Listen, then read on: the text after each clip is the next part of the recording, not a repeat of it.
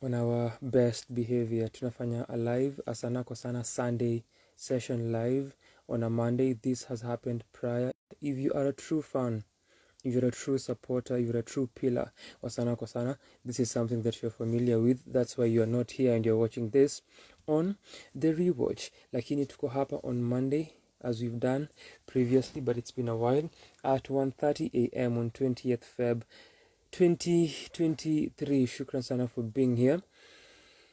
Kaa nasi, kaa nami uone mazungumzo yetu kuhusu MWE week 3, kuhusu the reopening ya Goethe-Institut that has just concluded hours ago, jana, since leo ni Monday.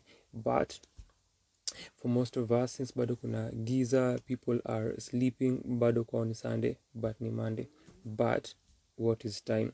Na pia as we talk about Timo GK's debut show iliyo happen at ukumbi mdogo at KNT Matarania.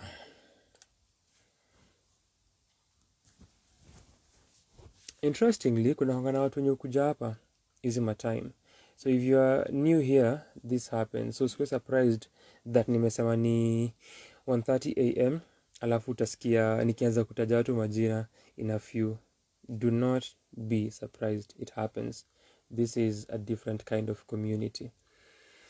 So wiki iliyopita tufanye recap kwanza, then to get into the reason we are here. Tulikuwa na a guest, imekuwa pia muda tangu tukuwa na guest. So wiki iliyopita tulikuwa na a guest, tukazungumzia MWE week 2. Leo tunafanya week 3, the music writer exercise that tuna participate in happening kila Feb. This is the third week, iko almost kuisha. So Tuesday itakuwa inakamilika. Wiki iliyopita tulikuwa almost kumalizia wiki ya pili, tukawa hapa na Kakusha Venetia, tukazungumzia experience yake ya MWE. Tukagusia pia masuala kadhaa kuhusu Kenyan music, kuhusu artists telling their stories, their personal stories, who they are in their music. And kuna a certain question that we delve into as well, which ilikuwa from list yake watu walikuwa wamesikiza hadi hiyo siku ya our session, kama angekuwa able to tell who those artists were from their music and from the records, the projects that alisikiza, and kupeana sort of percentage of how much do you feel unajua hawa wasanii wenye umesikiza kupitia kazi zao, so that ikatai to artists telling their stories. And tukamaliza na one of the elements could discuss the kind of space that tuko nayo and what that looks like for artists to tell their own stories kwa muziki yao, what your space looks like. And ilikuwa a beautiful conversation. Tulikuwa na changamoto za mtandao, but tulifanikiwa kuwa na Kakusha na tuana mazungumzo kuhusu experience yake ya MWE. Ni mara yake ya kwanza ameparticipate. Mwaka uliopita our other participants pia, some of them waliungana nasi na tukawa na mazungumzo kuhusu MWE, which is something that nilisema tutafanya for this one as well. So we had Kakusha here last week. So I will be able to get one more person aje pia azungumze, or two more, or wenye tu wataweza, if itakuwa possible na watoke. So big up to Kakusha, big up to Babo, CC Babo, big up to Edna Sangaka, big up to Furaha Elias, La Music Junkie Elias Rogoro. So that was wiki. You'll check out that conversation from our session ya last week kuhusu MWE and the experience ya kusikiza a new project kila siku and kuandika about it. Na for Kakusha nasikia Kenyan projects.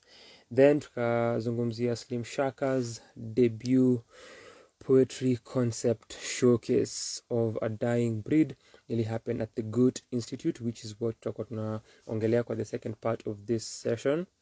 Watch that live. Pia kuna another video that I shared, a snippet from the session itself, nikiongelea that entire show. Unaweza iona pia separately, iko available.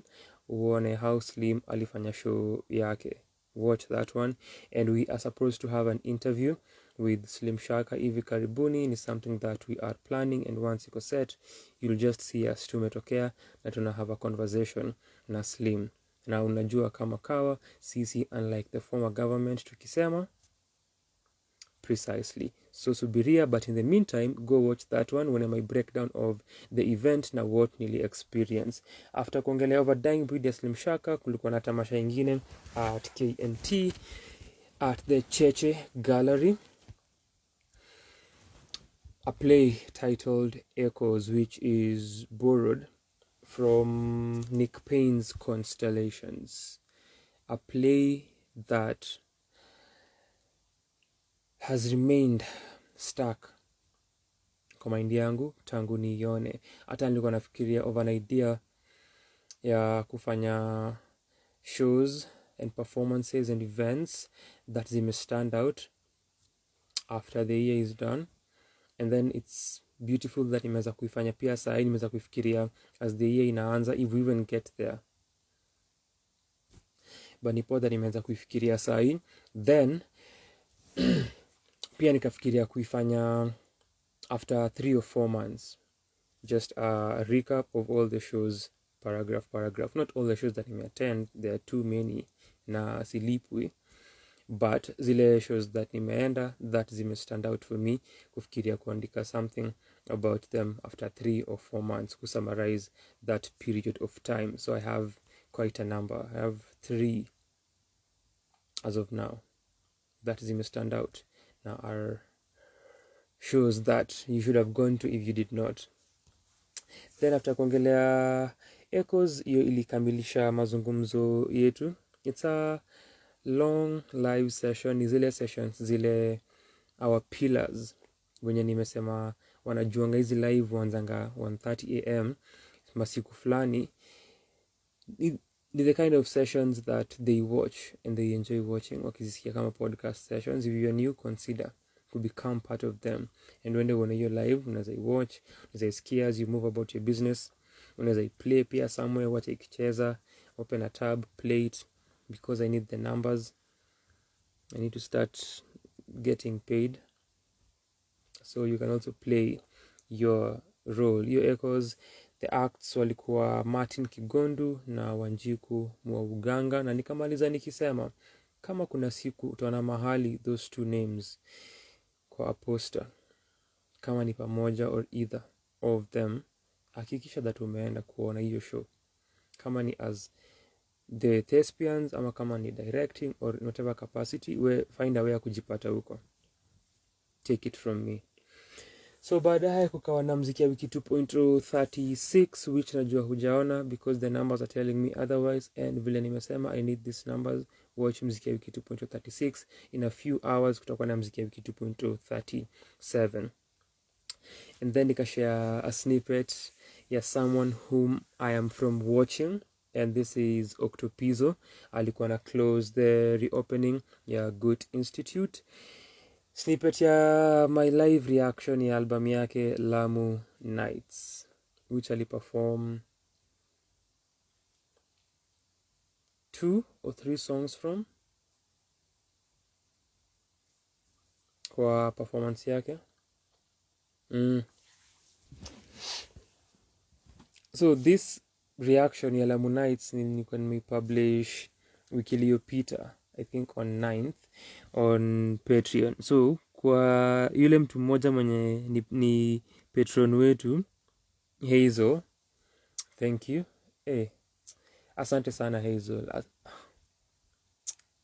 Thank you so much. Always. Asante sana. Aliona hiyo video, presumably. Yuka aliona yote ama aliona, but at least I like the video, and that matters. Hazel is doing the Lord's work. What about you? And then pia Melvo a few days after that. So when I was checking out the video, baadaye niko na Melvo pia shukran sana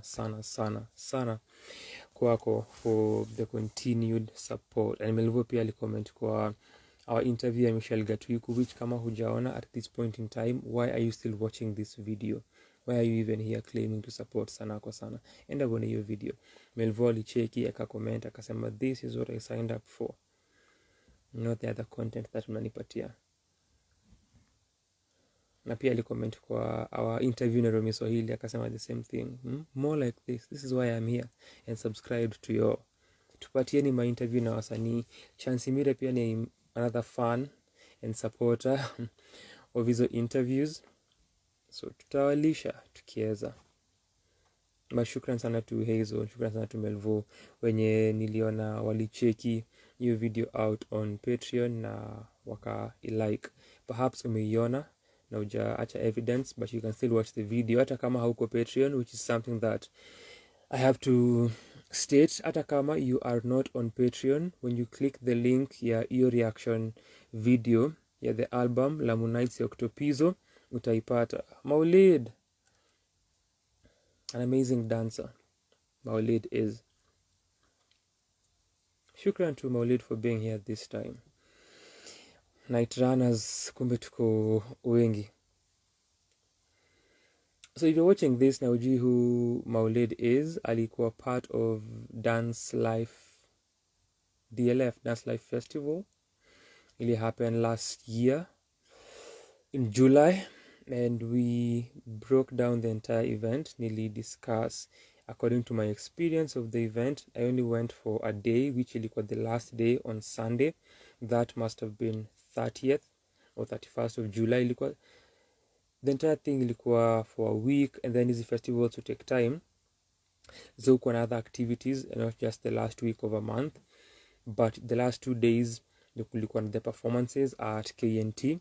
So nilishare on Sunday. Then I shared my experiences, and then the following week tukaja hapa na Babu akatu break it down the entire festival. Only at Sanaa kwa sana, and thank you Babu. Thank you so much. Another pillar. So Maulid alikuwa one of the dancers kwa hiyo shughuli, and you can watch your video our conversation na Babu, ama ukitype pia, because walikuwa nafanya, I think they did choreo ya Bagamuhunda, so I think so, because pia nilikata the specific choreographies when we were discussing them. So those moments where to discuss a specific choreography ziko pia hivyo individually, so you can also find those ones and check them out. Dance Life Festival 2022, check that out as well. So nilikuwa nasema hata kama huko Patreon, you can click that link na utaicheck. So if you're watching this on YouTube, unaweza ona hiyo video Octopizo Lamu Nights album reaction out now on Patreon. It's a 25-second video. Utapata link kwa description. If you're watching this on Instagram, the link kwa bio kunayo hapo, unaweza click ikupeleke, and you can watch the video for free. We are yet to start charging for our Patreon, so changamka uone the video. And then the other video that nilishare after that ni the video nikiongelea Overdying Breed ya Slim Shaka that nimetaja earlier, nilikata from our main discussion, which ilikuwa our session ya wiki iliyopita. So that was our prior week hadi wa leo, and for today tuna get into MWE week 3, then reopening ya Goethe-Institut, then tuongele Matarania show ya Timo GK. So nitasoma reviews zetu from last week hadi point tumefika. Tuko na 2 more days, leo na kesho, tumalize 3 weeks and then 1 more week. I said this tukianza na pia wiki iliyopita, and after week 1 as well, that ukianzanga kufanya MWE inakaa a huge task, which it is and can be, but once unaanza kuifanya unaichukua, nimeshangaa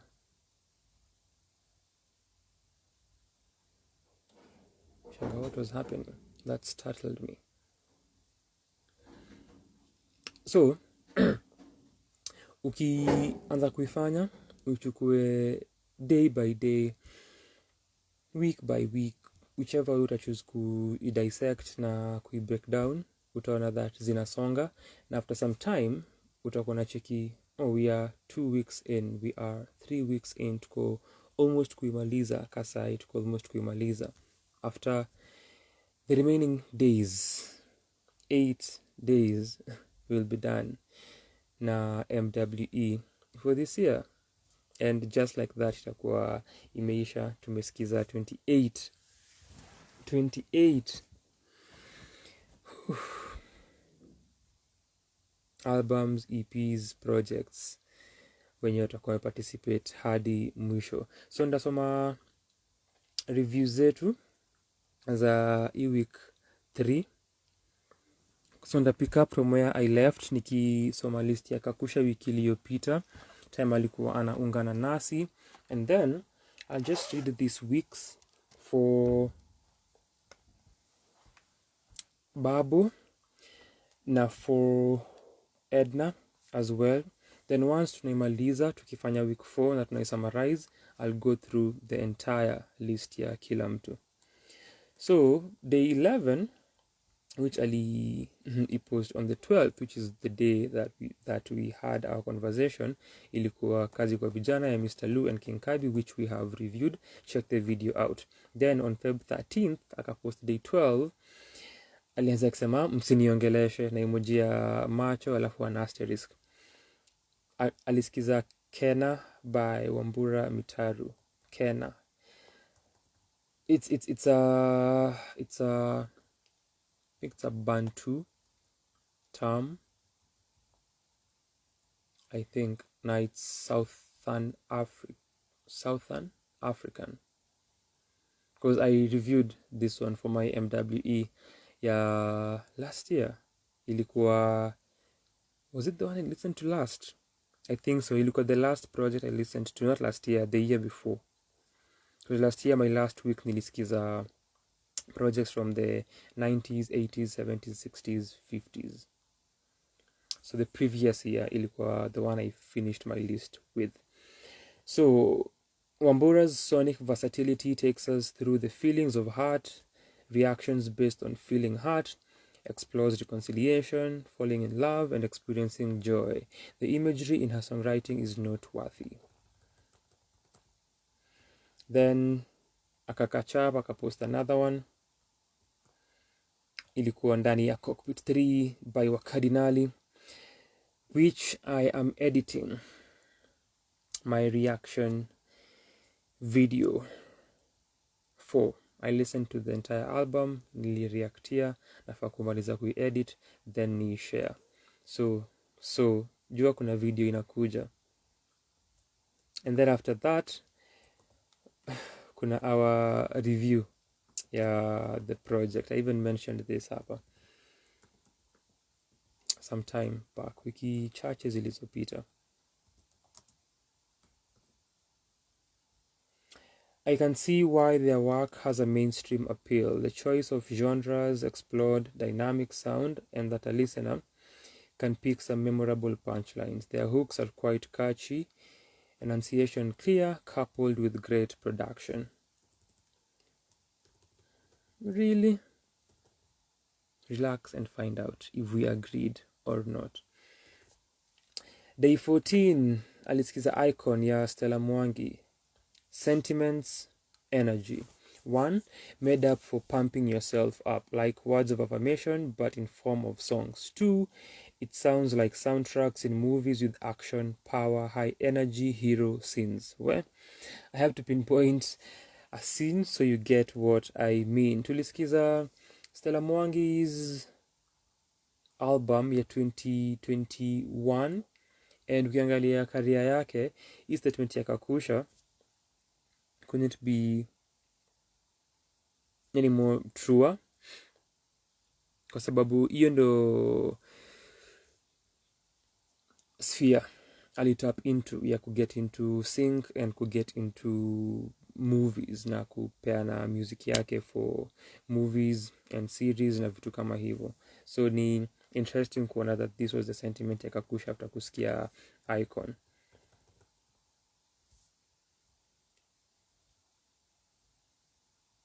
But whatever tulisikiza ilikuwa eyes off me, I think. Day 15, which I'll publish on 16th. Mchuzi Mix by Ngala Oreo. I was supposed to listen to this one last year, but I didn't. I only listened to one track from here. Na nikaificha kwa mziki ya wiki on the blog. I listened to this EP a couple of times, couldn't find words. The electropop blend with African folk instrumentation, beautiful. As the title, it is indeed a mix of different sounds, genres, and the result is superb. Outre, in a blissful way. I am trying my little French here. Day 16, published on 17th.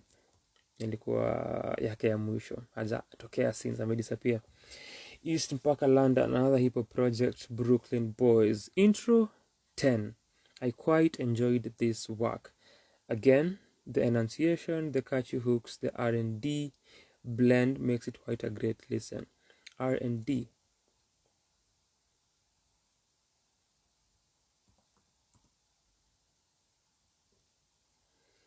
So unaona hip hop vile watu walienjoy hip hop mbaya.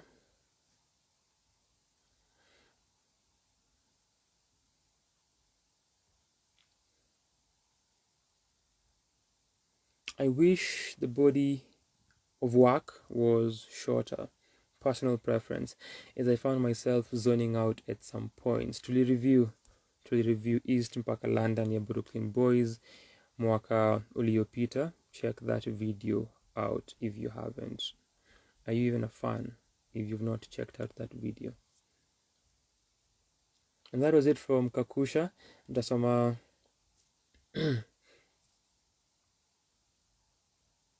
week 3 ya Babu, then week 3 ya Edna.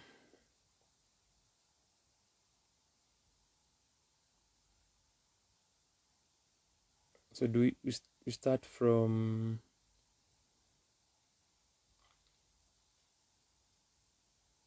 do we do that from Sunday? Wiki ilisha. Tuanze 15th. We'll cover 5, but so that's week 3. So tuanze 15th. So alisikiza Ira Stars 19 and Dangerous. This album was created for all emotions.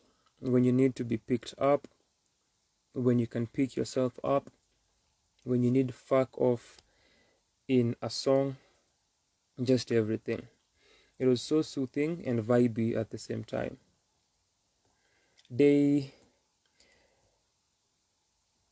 16, but so the day 15 Ali post on Feb 16th, and then day 16 Sasa itself, Frank Ocean's Blonde. All of this imeandikwa in parentheses. Let's lie in a hammock under an elm. I listen to self, maybe journal. Talk about futures we thought we'd have and those we want. Hold our younger selves in love and older selves in grace. Lose things we never thought we owned. Let's bleed. Watu waandika. Day 17, Njoki Karu's debut EP Tawasifu ya Moyo ya August 2020, I believe. August. The journey of love, the blessings of a beautiful voice, the beatings of a rhythmic heart. This is truth. This is church. This is ecclesia.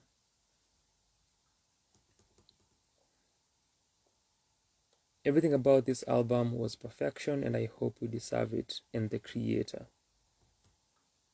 The creator here being Njoki Karu, not another creator. Twiri, is this you? Nimemwita akaenda.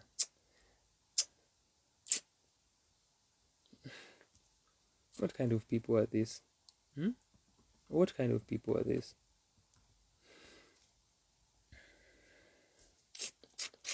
How sad.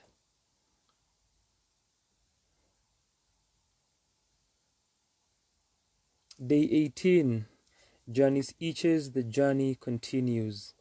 This was on Saturday. Siku kulikuwa na hiyo show ya Timo. This album to me is a celebration of self. The things journeys overcame to become who they are now and still find their way back to music is nothing short of amazing. May the gods who bestow talent keep guiding their steps. Kakusha pia alisikiza The Journey Continues a few days back.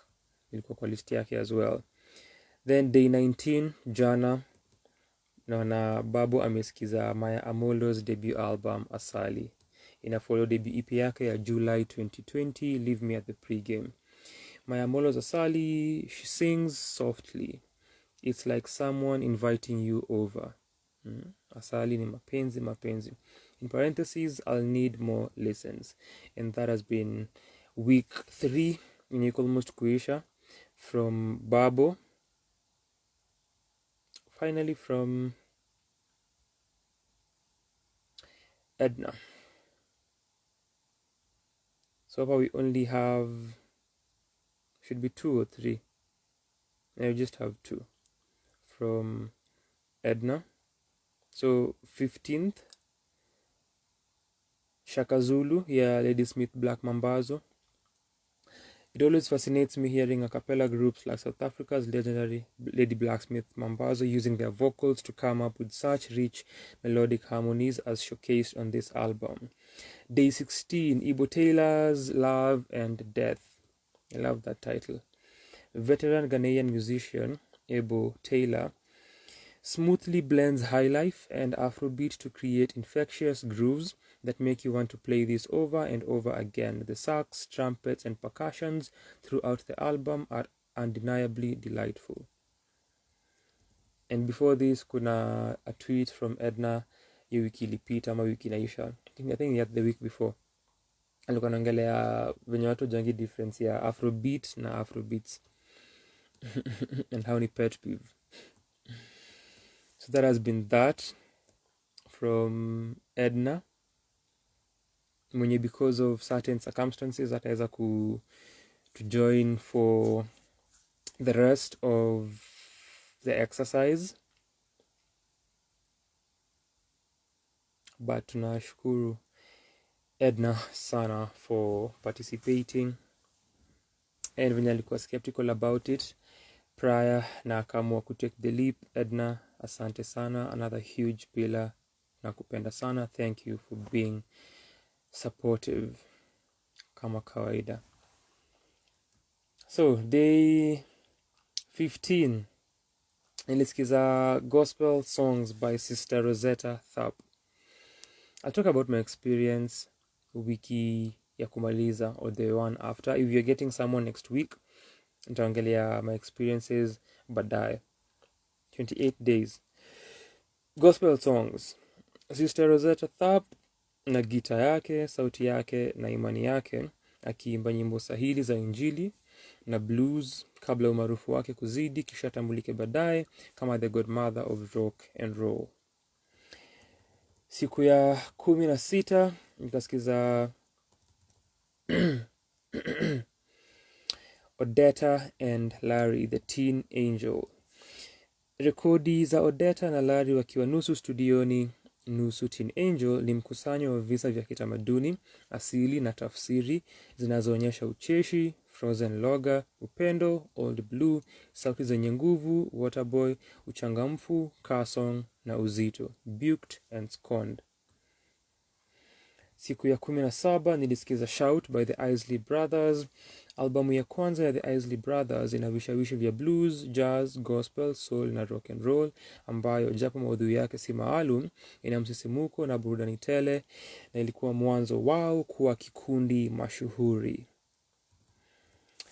Day 18 siku ya 18 nilisikiza Are You Experienced by the Jimi Hendrix Experience. Swali ni moja tu. Are you experienced? Jana nikasikiza the self-titled debut ya The Stooges. The Stooges imesifiwa na kushtumiwa hasa mwanzoni, japo We Will Fall ni mfano wa ubunifu wa bendi hii muhimu ya proto-punk. There you go, week 3, courtesy of viewers truly. Ikimaanisha sisi kama participants wenye tumefanya shughuli ya the music writer exercise. So Goethe-Institut wamekuwa na a comeback that is worth being called a comeback. Wali close, so kulikuwa na COVID, waka close. I mentioned this nikiongelea Majeshi Most Educated's album launch ya Mapanda Shuka some weeks back, because the launch really happened I think on Feb 3rd. So during our Sunday session niliongelea na nikasema how Goethe so used to saying it that way, na pia kusikia tu akisema hivyo, walikuwa wamefunga for a while. So kulikuwa na COVID, and even before COVID kuna time in 2019 walikuwa na some renovations. So if you've been there in easy previous years and then uende sahi, ama if you've been there kwa hizo previous years, unajua kuna time ilikuwa closed na watu wange access because walikuwa nafanya some renovations. So that happened, then ikafunguliwa, then COVID came through in 2020 March, ikafungwa, then wakatake hiyo time wakaanza some renovations which zimewachukua ani late last year wakaifungua tena. So walifungua late last year, kulikuwa na an exhibition hapo, kumekuwa pia na Amka which ilikuwa ina happen online for the longest time during time ya corona, then ilikuwa ina happen at Cheche Bookshop and Cafe where Cheche sessions hufanyika. Then kukawa na a return now back to the space with Amka, with your exhibition that nilisema. You can see photos of the exhibition kwa their pages mtandaoni, and other events as well. Hata hiyo siku kulikuwa na launch ya Majeshi Most Educated. The following day kulikuwa na a dance performance. Ilikuwa a 2-day performance I think, which I wanted to attend sana, but sikupata nafasi ya kuiattend. But kulikuwa na performance, so kulikuwa na dance performance hiyo siku, but prior to that or after, because I remember kulikuwa na a performance that ilikuwa just performance that I wanted to go for, which ilikuwa on 27th and 28th. So titled Jua Kali, performance by Jared Onyango and Lea Pishke. I could be mispronouncing the name. So hiyo ndio nasema ilikuwa on the 27th and 28th, but sikuweza kuenda on hizo siku zote mbili. So wamekuwa na hizi events zile wamekuwa kichangamkia, and even before this kulikuwa na hiyo Jua Kali dance workshop. So this ties to what nilikuwa nasema earlier nikiongelea Maulid Owino kuhusu Dance Life Festival, where kuna na prior activities before the final performances za kumaliza the festival. So ni the same structuring here. So hizi ndizo events walikuwa nazo. Kulikuwa pia na public reading at the weeks before, and then started Jua Kali performance, then the Literature Amka Forum, then Mapanda Shuka, hiyo album launch nimesema, and then Amka again, hiyo ina happeningi kila mwezi, so inafaa ku happen this week ya mwezi huu on Saturday, and then the reopening imetoka tu kuisha this weekend from Friday. So walikuwa na number of events na wakaanza kuipromote, and so the event that walianza kutaja ama the activity that walianza nayo ilikuwa performance ya Octopus. So that was a good way ya kuanza kupatia watu psych ya kukuja kwa the reopening ya the institution. So hiyo wiki ya Mapanda Shuka, the following day kulikuwa na Orodha Oracle, which was a dance performance. So I will read through these posts and then niongele zile events that nili attend, then to get to our other topic here discussion. So they shared poster ya Octopizo on Feb 4th. Na this was supposed to be at the terrace. So part of au kuirenovate ni the terrace huko juu. Kuna time ungepitia hapo ungeona walikuwa na build some structures. Ungeona kulikuwa na glass structure coming up, and initially nilikuwa nadhani the glass structure ndio the entire place huko juu that walikuwa wameeka, but hiyo ni an extension of their library which sikuweza kuingia during hii weekend imepita. I wanted to because kuna activities zile zilikuwa zina happen huko, but hiyo pia sikuweza. And then sasa outside of that kuna spaces, kuna corridors and space ina extend to the other side where you can now see the parking lot from where Octopizo aliperform, which ni downstairs. But from that other side where tulikuwa from the parking, ukiangalia juu unaweza ona hii glass structure na this other side ya the library that you can come out from. But hii side ingine yenye ni hii side ya Monrovia opposite to Anniversary Towers, huko juu kuna space, and then now space, then this glass structure, and pia kuna space this other side as well, people can sit and chill.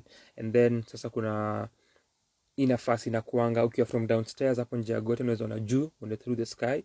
Hiyo space imeseparate where kuna performance space next to this library, and then kuna sort of what's the word for it, it's corridors, and that zina connect, that ina connect, ina go around the area. So initially event inafaa kuhappen huko juu kwa terrace, hii performance rather ya Octopizo. So Norman ni number 8 will be performing during our reopening event. Catch the TBT singer live at our terrace on the 19th of February. Aliperform those two songs, Noma ni na TBT, as part of the set. Diehard fans, let us know down below what song or songs you are looking forward to Octopizo performing. Octo is an award-winning recording and performing artist, humanitarian, and an entrepreneur. His albums include Chocolate City, LDPC, Long Distance Paper Chaser, which took the number 1 spot on iTunes on its first week of release, Refugenius, which he collaborated with over 20 refugees from Kakuma and Dadaab refugee camps, and Jungle Fever. Tumereview Jungle Fever, tumereview Hakutaja Fuego, nimereactia Lamu Nights. Throughout 3 days between 17th and 19th of Feb. So this conclusion and this paragraph iko recurrent kwa the other, so tutaisoma going forward. Throughout 3 days between 17th and 19th of February, we have lined up different activities taking place simultaneously in the various Goethe-Institut Nairobi spaces in celebration of opening up our premises once more. Attendance is free and open to all. So Slim alipiga shughuli huko wiki iliyopita of a dying breed.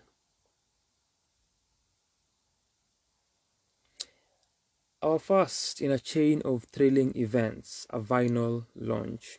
Start off our reopening event with the Nairobi Ableton user group as they present the double vinyl EP dubbed Insha, a compilation of tracks developed by artists and producers who are part of the user group.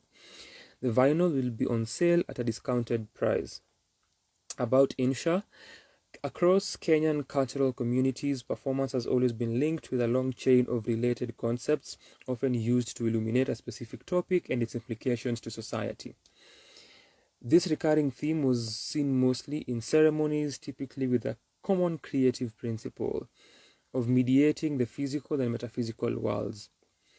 With this project, Insha serves as a bridge between past and future music creators on a more fundamental level than usual record keeping. Ilikuwa ina happen on the 17th uko kwa terrace from 6 to 10 p.m.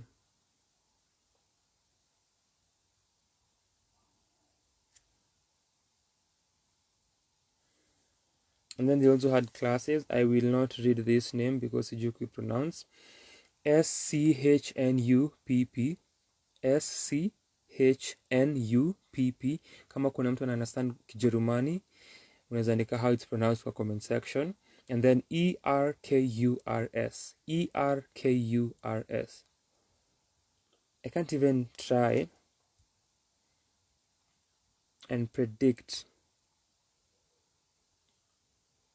but ni classes. Always fancied learning beginner German, but haven't gotten the chance to yet. Our 2-day that word will fix just that. So ni one word. Kwa poster may break you down into two, but kwa the caption ni one word. Schnupperkuss. Anyway, we'll fix just that. A fun 15 to 20 minute German language course for kids and adults that will feature basic everyday phrases. Bring a friend or two to make it twice as fun. Ilikuwa on 18th and 19th of Feb, 11 a.m. to 2 p.m. Class A, adults. Class B, kids. Then Mr. Frequency mwenye niliongelea hapa wiki iliyopita because album yake ilisikizwa na Kakusha, pia Babo alisikiza, tume review, tulidiscuss. Checkmate Media, Mr. Frequency alikuwa na perform huko Jumamosi, which was the 18th from 5 to 6 p.m. aliperform from around 6:30. Walikuwa na changamoto za mitambo, so aliget to stage later na sikukuwa na nafasi ya kumuona. I wanted to, though mi pia nilifika late, but hatukumuona bado.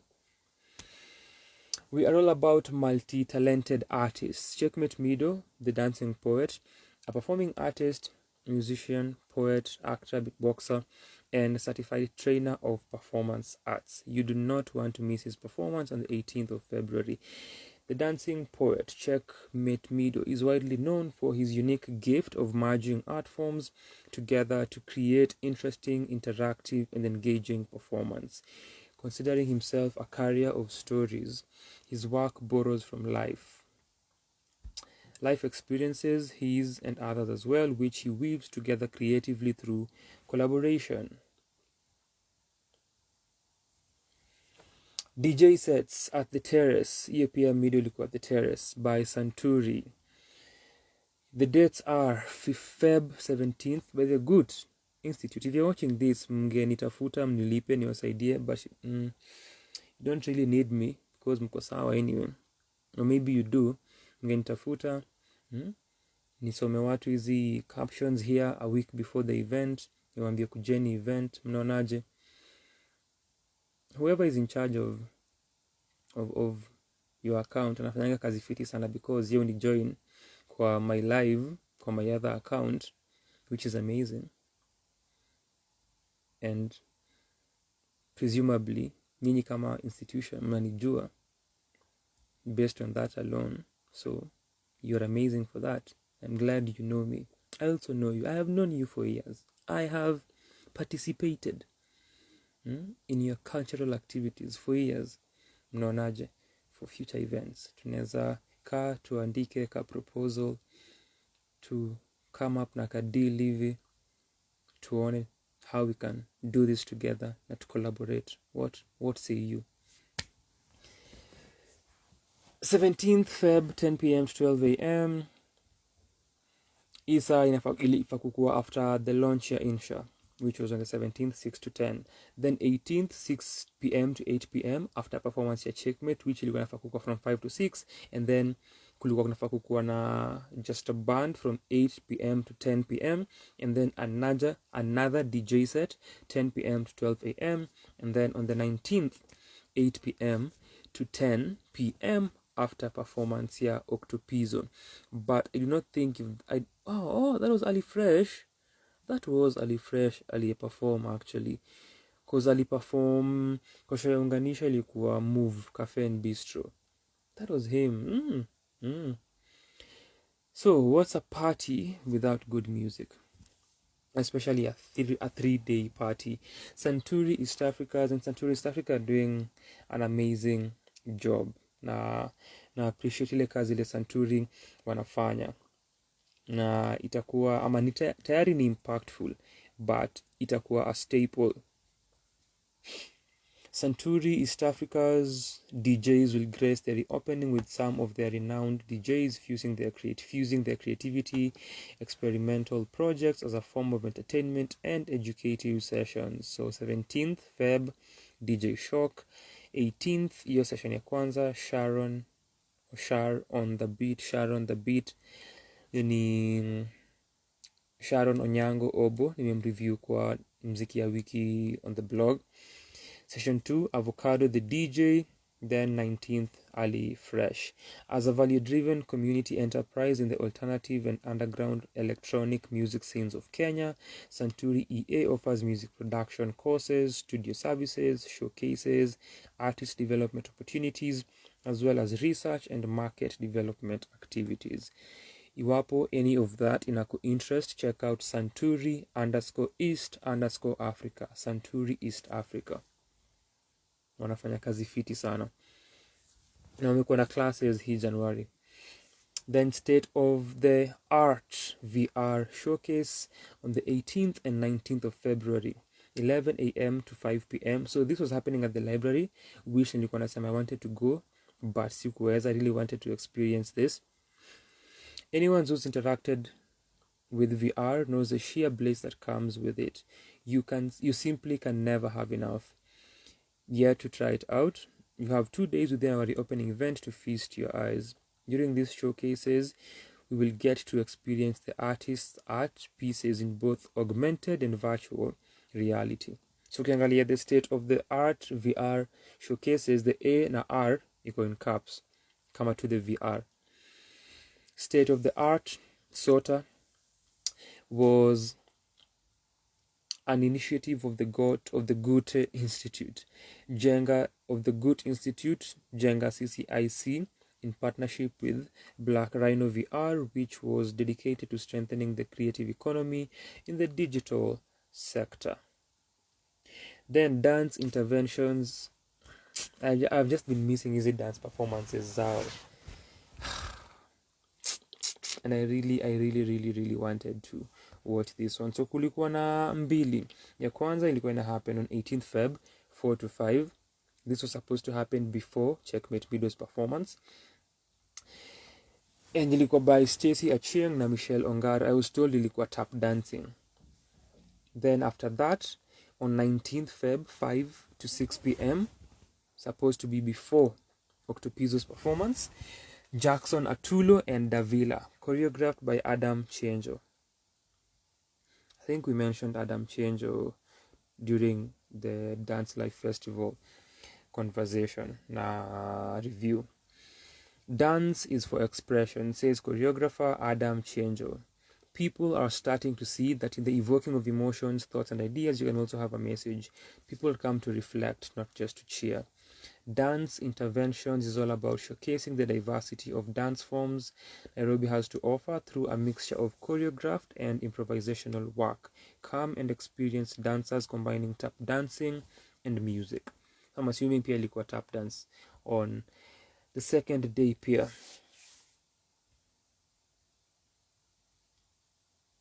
Then nimetaja just a band nikisema walikuwa nafaa kukuwa between 8 and 10 p.m. after the first session ya Sharon on the 18th, which was on Saturday. Echo, a performance film screening and Q&A with just a band. Ni for hardcore just a band fans. I'm not one of them. I'm sure this has been a moment for them, even wakifanya their comeback last year with track releases and tease and releasing posts mtandaoni. For them imekuwa a ride. Naongelea wale hardcore diehard fans, it has been a ride. So this screening na Q&A, in their first visual presentation since ending a multi-year hiatus, Just a Band presents Echo, a performance film featuring a set of their favorite old compositions and revisited deep cuts. as well as their new songs and visual musings from the band's forthcoming music projects. The screening will be followed by a Q&A with just a band. I could not experience this as well. The plan was kuenda performance ya the dancers and then kuona checkmate, and then since ilikuwa isha 6 tuingie kwa Timo, show yake ilikuwa kwanza 6 to 8, then tutoke tukuje tuone just a band. Didn't happen. Don't nasikia pia kulikuwa kumechrome vibaya sana na walikuwa na freeze watu because kulikuwa kumejaa. Sasa zani katungeingia, but I wanted to also experience this na nione. So walisema, from what I was told, and also Blinky ali confirm that wataiweka available for streaming mtandaoni in the interwebs, watu waweze kuicheki hivi karibuni. So I'm waiting kuiona. And also, if this was big and wamekuwa waki-document through photography, I'm also hoping that kuna videography that ilikuwa inaendelea. Something that is fascinating, their last show time walikuwa wanafanya kutamatisha safari yao na kuchukua hii hiatus at the time, 7 years ago, almost 7 years ago, in 2016 waliperform at Goethe-Institut. Ilikuwa March 5th or March 6th, whichever date ilikuwa Friday that day, 5th, 6th or 4th. Let me go with 5th or 6th. Acha ni confirm.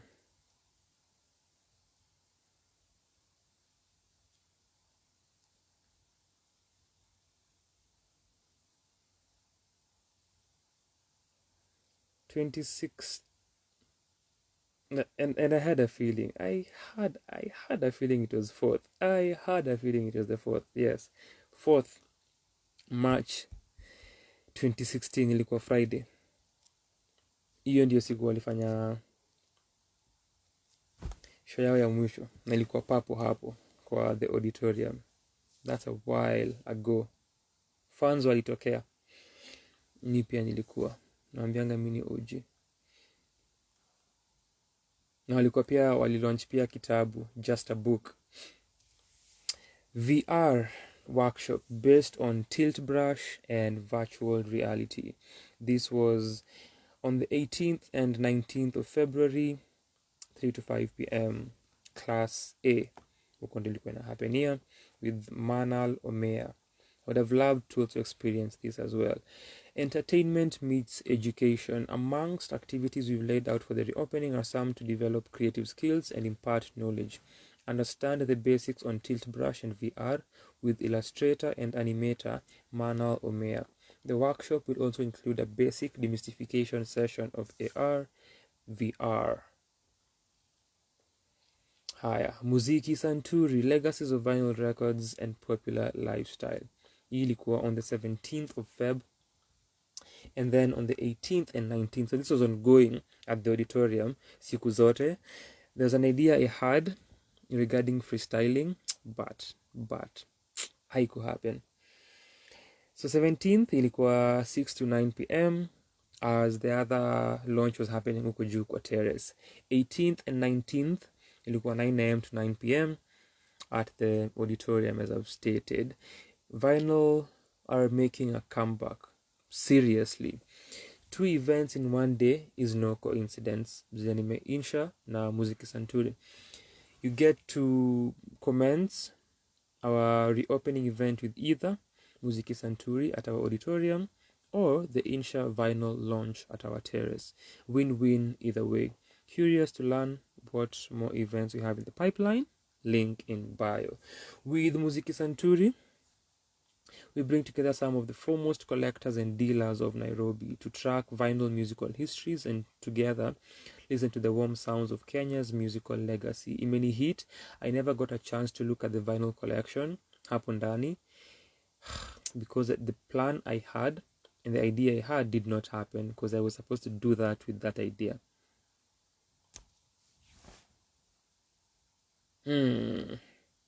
How sad.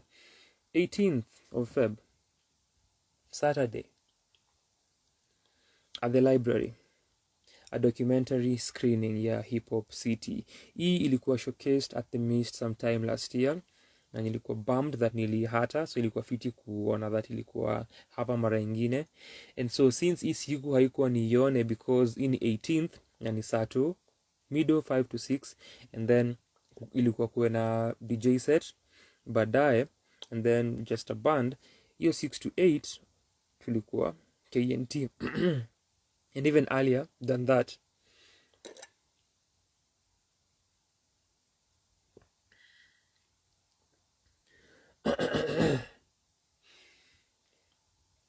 This always happens nikifanya hizi session asubuhi for some reason.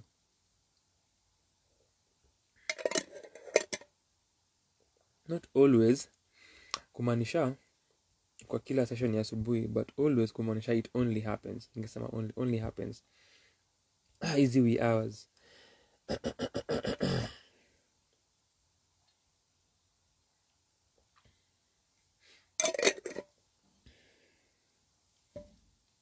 Hmm, 55 as I've turned. So hii ni from 6 to 6:30 the documentary, and it's a 3-part documentary. I'm glad nili watch eventually. Watch on Saturday, sikuiona at the Mist as I've said, but before performances za jana waliionyesha, and I thought that was a good idea. Whoever will suggest it happen, good idea. How much do you know about the hip hop scene in the 254? Good question. And we learned a lot. Prior to a special performance by Dr. Pizzo at our terrace, we will screen a brief documentary. So that prior, not prior, before his performance on the day, but before that performance, we will screen a brief documentary touching upon the influence of hip-hop on the socio-political scene in Kenya, the rise of the matatu subculture, and on the social change movement.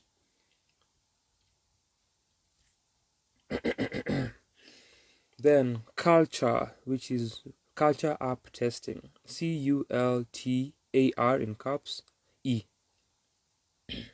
18th Feb, 11 a.m. to 2 p.m. So it's in the early in the day. 19th, 11 a.m. to 4 p.m. Nairobi CBD meeting point Apoha Auditorium. So culture, introducing culture, an AR-based scavenger hunt type game that takes participants on a hunt across the city, interacting with various monuments as they learn more about the history of Kenya. Something I would have loved to participate, but could not. Hizo matiming zilinitoa nje. Does it tickle your fancy? Sign up by sending us a WhatsApp message and join a team with whom to go through the challenge. The winning team will win exciting prizes. And then storytelling for kids on the 18th of Feb, 2 to 3 p.m. Pale Class C. Something memorable for the little ones as well. Face painting plus storytelling equals to a happy child. I'm sure you relate na hiyo story ya face painting. Ulipitia face painting. Share in the celebration with your young ones between 3 to 12 years as we get to have an interactive session with Wangari, the storyteller, and make new friends while at it. Activities kibao. Come back. TEFB walisema comebacks are not easy. Na ukifanya, give it your all. Nika good walisikia. Nika kulikuwa na mtu walikuwa mahali. Akasikia ujumbe. Akasema let's go all the way in. Na ika happen. Walikuwa big on VR, as you can see again on the 18th of Feb, 1 to 2 p.m. at the library. Heritage Museum, VR presentation by Brian Njenga. The Heritage Museum project aims to raise the awareness of Kenya's looted heritage, their history, and their importance. This VR project houses some of those artifacts that were created in 3D from images of the actual objects, which are where? Of course, located in foreign museums around the world. And I saw Jim Chuchu jana tukiwa hapo nje ya the auditorium akiongea na someone. The first thing I thought of ni how amefanya a lot of important work regarding Kenyan history, and kuna a video of theirs that will do the rounds a few months back. I think ilikuwa an interview na BBC, I believe, akiongelea the same ya kudai reclaim hizi artifact na kuzirudisha in their rightful countries and spaces.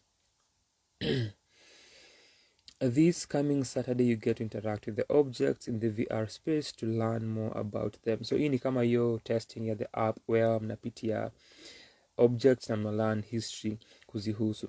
The project has been crafted by Brian Jenga, a 3D artist who expresses what he loves: sci-fi, dystopian and philosophical ideas, mostly from an African perspective. I read that description nikajiambia huyu ni mtu nafaa kujua na tufanye kazi na yeye kwa sababu ni dystopia, falsafa, sci-fi.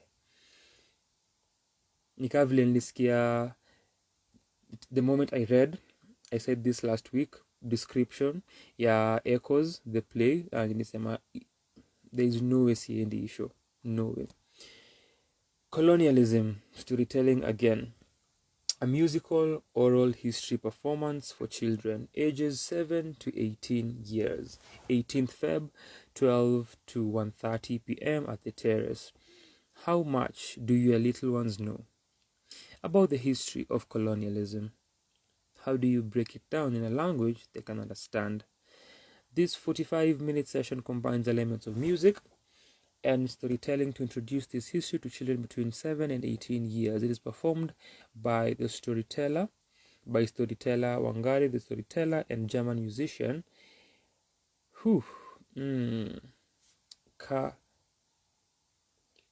Kasi Rexven, I think. Parents are encouraged to accompany their children. Kija waambaje, hakuna vile, of course ujalala, but hakuna vile kuna a 3-day weekend yenye nakupatia nafasi ya kuniona alafu ukuje kuniona.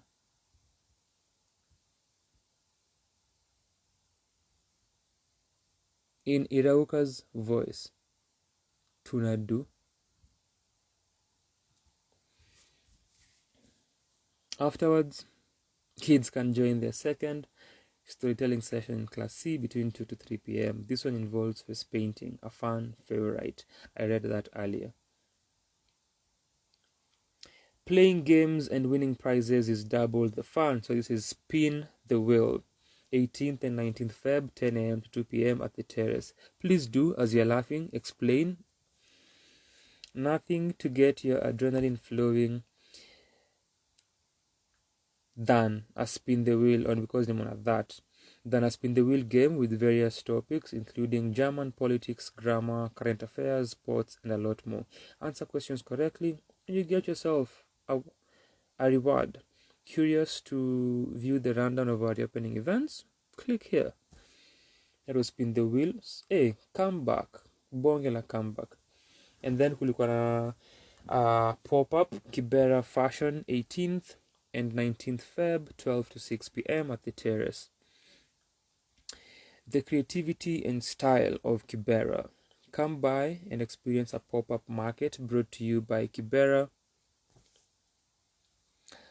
Fashion Week, showcasing some of Kibera's best designers. KFW challenges exploitative global supply chains and changes the discourse around fashion from the perspective of the global south. And you can see pia kwa the Hip Hop City documentary aspect ya fashion. The project is initiated by David Avido, looks like Avido, and the Avido Foundation. Ndizo places utampata in collaboration with the Goethe-Institut Nairobi Design Week, which is supposed to be coming through in March, Masai Mbili, and EUNIC Kenya, Unique Kenya. The project is funded as part of the Europe Spaces of Culture.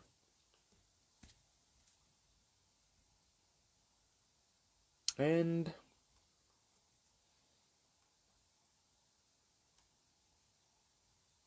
kulikuwa na a photo booth.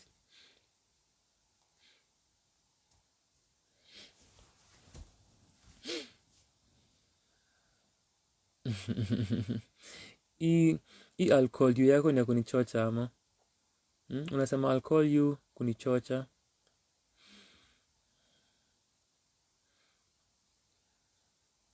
Ama unasema as you mean it. We are not the drama, you are. Hii ni photo booth 17th to 19th Feb kwa terrace. At any point during our reopening event, you will have the chance to take pictures you can take home with or selfies using your phones at a photo booth with curated Instagram boards and loads of fun props to express your individuality. We cannot wait to see your cute captures. Be sure to tag us once you post it. And then wakamove performance ya Octopizzo from the terrace due to capacity to the parking area. Huko ndiko tumetoka, and you can watch the snippets kwa my stories at I Am the Drama. Look at this one. Look at this one. Look at this one. At I Am the Drama.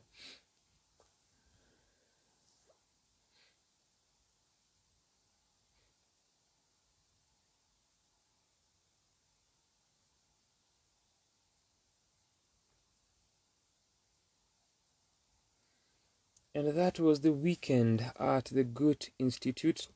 Watu wa Goethe nimesema mtafute tuongee vizuri, tufanye biashara, tusaidiane, tupeleke sanaa mbele. So Kija amenikonfirmia hanichochi, anasema anamaanisha. Sawa, unaweza nipigia after live. Once I am done with this live, ukiacha kuona siko mtandaoni, call me. But hiyo ni pressure nakupatia. Call me whenever, Kija. No pressure. No pressure. Do you. Time utafeel umetoka out of your shell ya sadness. Nitakuruhusu.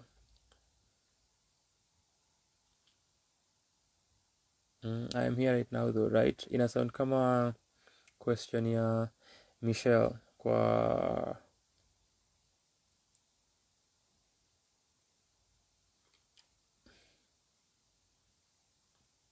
Equator Winter, Sky Up Above.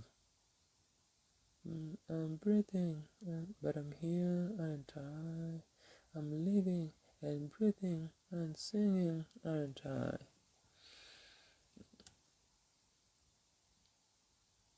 Then amesema also I think AKA's album Mass Country should be added to MWE. I do not know who will do that. No one will do that.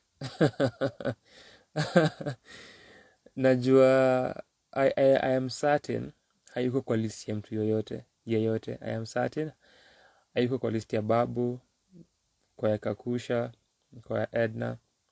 Kwa yangu of course hayuko. Mi list yangu kwa nishanika kitambo.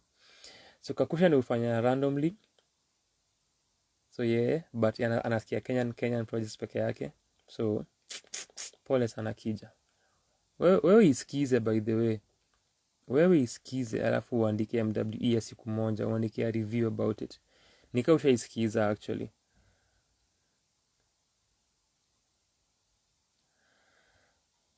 Kuniambia I am the drama. I should just print and save the text zako nyingi hapa. I am here ready to be crucified. Kija is our Christ and all the other people who were crucified in the past for this morning. And whatever is on your head looks good. Thank you, Kija. Asante sana. How do you remember everything? I do not. So, kwa hizi events nyingi zilikuwa zinafanyika pale Goethe-Institut, niliweza kuattend the Insha launch. Nikaweza kuattend saa tu sikuattend anything huko.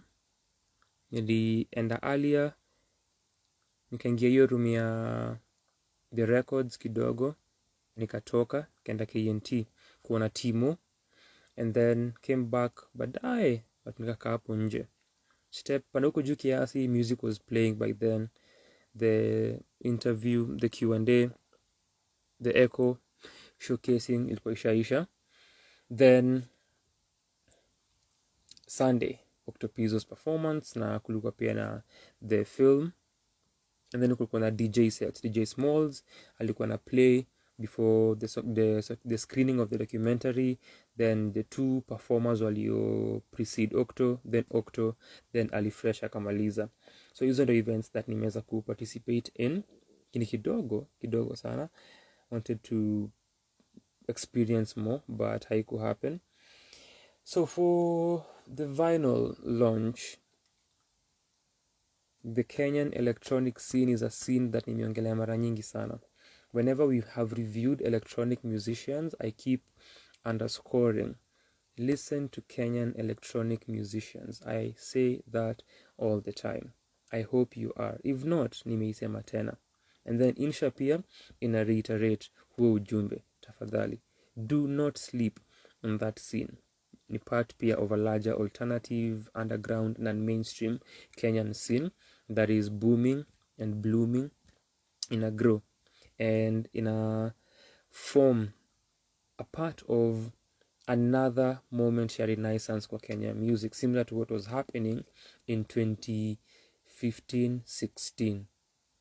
Hiyo time yenye Ewevu walikuwa nashika, that moment, kuna something that ina happen that harkens back to that. Possibly, or rather, sijui kama kutakuwa na other electronic musicians wenye watakuwa na that impact, but cha muhimu ni that the work inafanywa na how ina happen in terms of what inafanya for the Kenyan music and for Kenyan sounds, na inafilka hiyo moment, na pia ni important for what ina capture and what the artists wana create.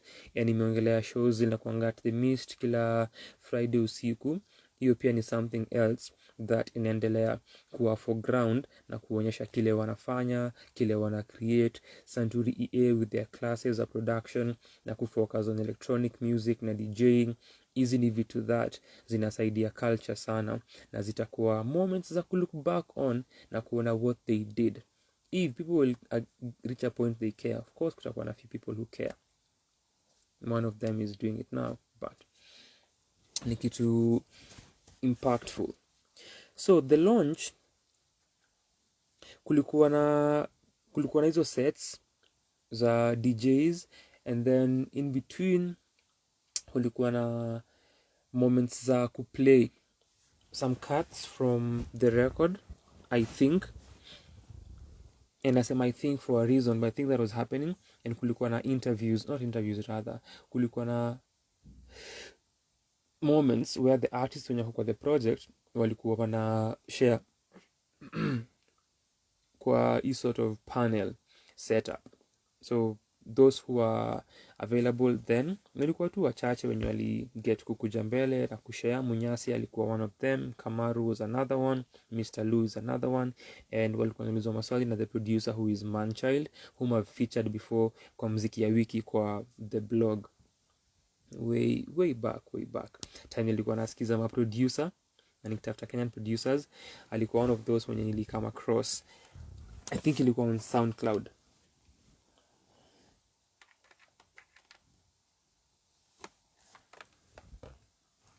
Na ako part of the project, so ni alikuwa anaiongoza.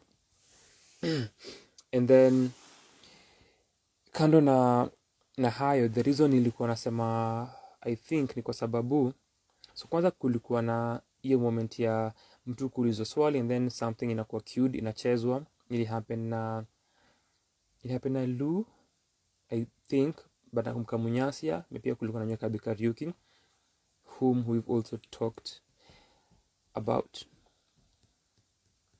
and reviewed, and I met for the first time. I have seen her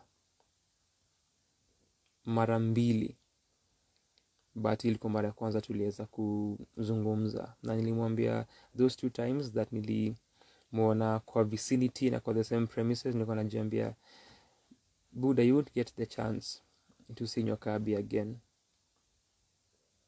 unadu, but it happened, na ilikuja na blessings, so that was a good thing. When Nyokabi na Munyasia wali share some music, ilikuwa cute, ikachezwa. Those kumbuki Nyokabi spoke. So uko juu kwa terrace, the way iko set, na nimeongelea mara kadhaa how environment, atmosphere, setting, location ina affectingi na ina influencing the outcome of an event. So for organizers, for curators, for artists, for whoever ana organize na anapanga events na kupatia watu experiences, ni imperative kwao kufikiria kuhusu the environment that wanaieka, na kufikiria pia stories za sound, the aesthetics na kila kitu kingine, movements za watu, hivi vitu vyote. So with that, the point I am leading to ni uko juu, DJ set huko mbele, kulikuwa na projector, because walikuwa nafaa kuplay some stories from the creation process, na hiyo pia ilikuwa na challenge ya sound na ilikuwa inasumbua sana. So hapo ndipo mahali ni kama ilianza, or even before, because tuliingia kama that is what ilikuwa inaonyeshwa, and ilikuwa challenge. Apart from that, also kulikuwa na 2 speakers which zilikuwa uko mbele. So while inaweza work for music, na the sound ikuwe na larger reach, when it came to the interview, the mics and then now the levels of the sound zilikuwa low, very very very low. Na what made it worse ni sasa because of environment na kule iko na uko juu vile kuko set, movements za watu, and then watu kukua uku kwa the audience with a few seats huku mbele, and then a majority standing from somewhere in the middle all the way till the back. Then kulikuwa na a place ya drinks just before this sort of what you can call a balcony that you can unaweza angalia huko chini ukiwa downstairs. That's where the bar ilikuwa inaishia, and then kulikuwa na watu. Ilikuwa distracting kwa sababu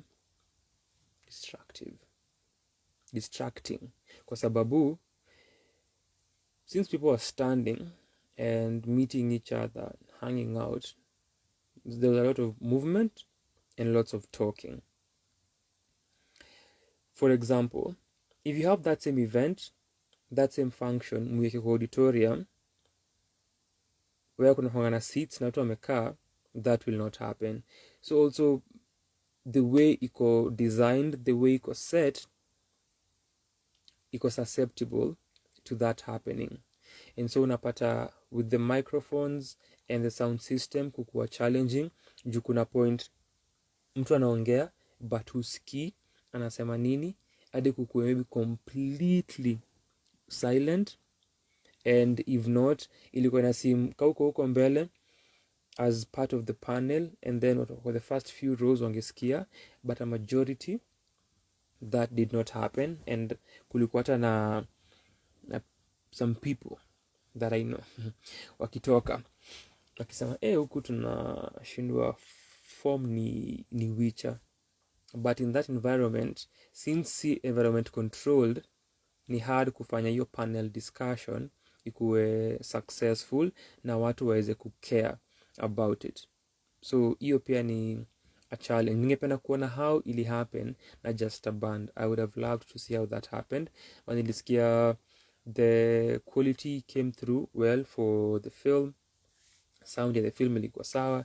Ningependa kuona vile ilikuwa and how different or similar the experience was, but sound ilikuwa challenging sana. Something that pia naweza sema regarding the final day kuhusu performances na kusikia the MC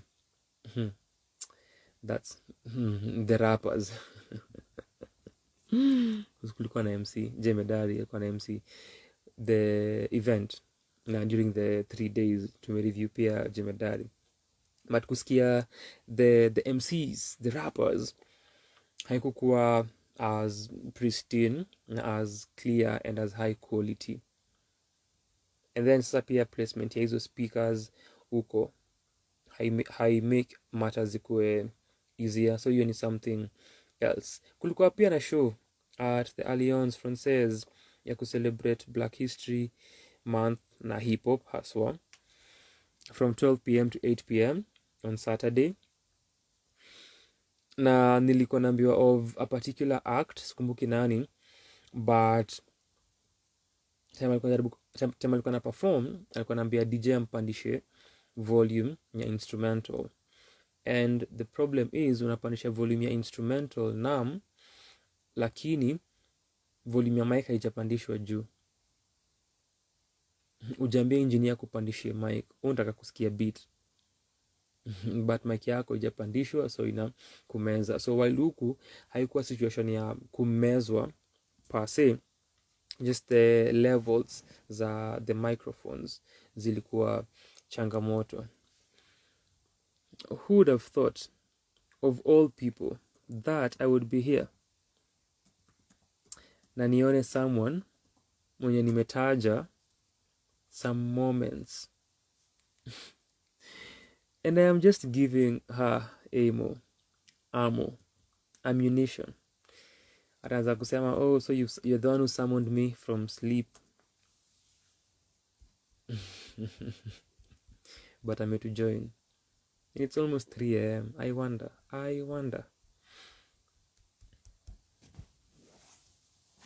So the vinyl launch ilikuwa a challenging one.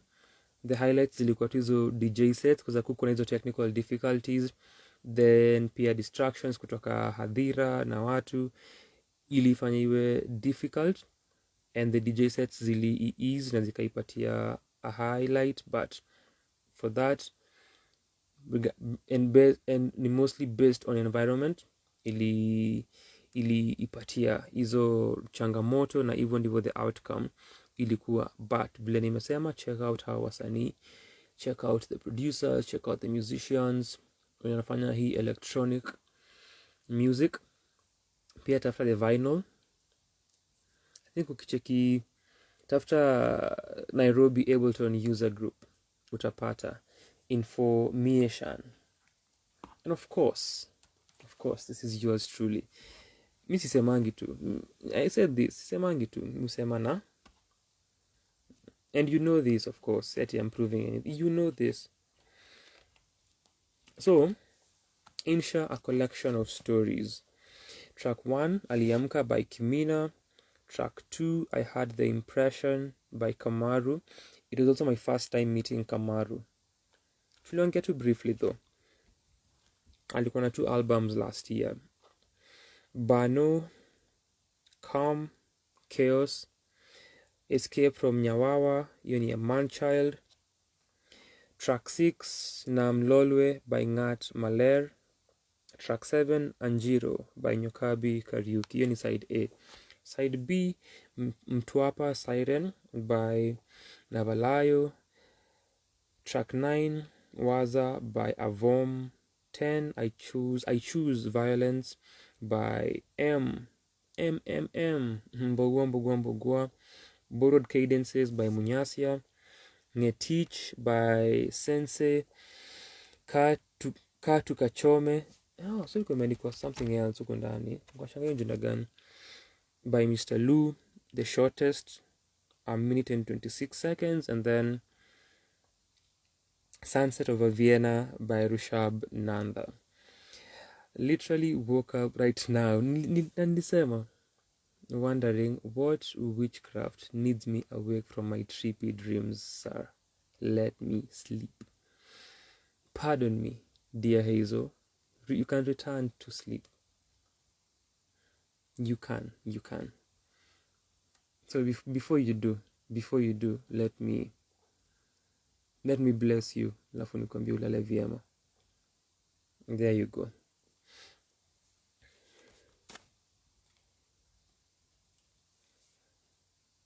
So tafuta Nairobi Ableton user group, unaweza pata pia the project on Bandcamp, but nunueni hizi kazi zao, wasanii mwapatie pesa. And tell them, let them know, Sanaa kwa Sanaa, African brought you there, took you there, African brought me here, useme hivyo. So nimeandika kuhusu Kimina kwa mziki ya wiki kwa blog, Kamaru kwa blog, nimemcover kwa project of the month, last year alikuwa na 2 albums. Barno nimemcover kwa Barno, nimemcover kwa mziki ya wiki kwa blog, Manchild mentioned that, Budalagi kwa mziki ya wiki 2.0 on YouTube, Ngat Maler blog walikuwa kwa yes, I've reviewed Kamaru. Nimekumbuka Place Nairobi album ya 2021 which ilikuwa na these names. Kimina alikuwa, Barno alikuwa, Ngat Maler was there, Nabalayo was there, Mbogua was there, Munyasia was there, 6 Mr. Lou was there. Walikuwa kwa hiyo Place Nairobi. I reviewed that one kwa MWE on day 6 of MWE last year. Yokai Bikariuki tumemreview, of course, Peace Places.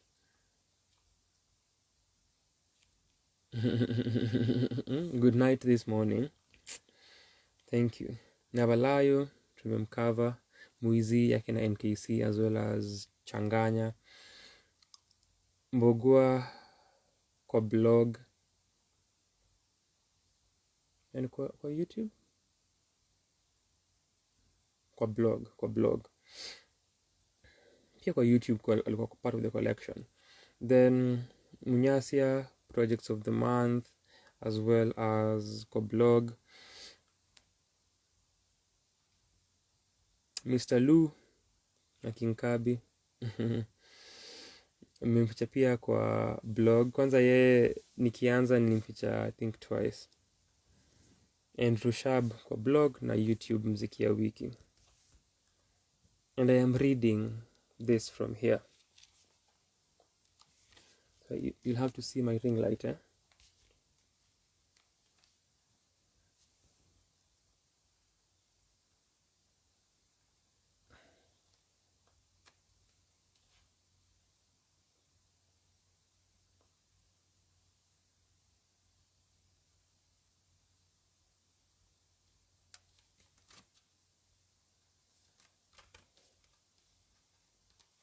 Courtesy of the photographer Blink Bill whom tulikuwa na picha naye na Shiembetsa wa FNNR, Frigging News and Reviews. Check out FNNR on YouTube, wanafanyanga Shiembetsa fanya reviews as well. Nilipatana naye mara ya kwanza, nimekuwa nikimwatch for some time. So this is Insha.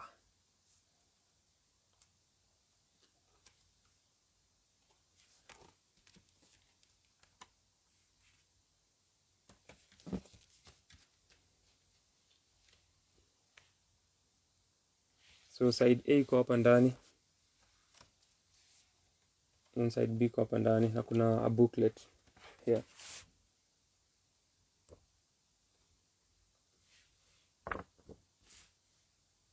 Oh, the photographer, of course. The photographer alifanya maneno yake hapa. As you can see, evidence. So I'll ndaonyesha zaidi kwa another video whenever that shall happen, who knows. That is Insha.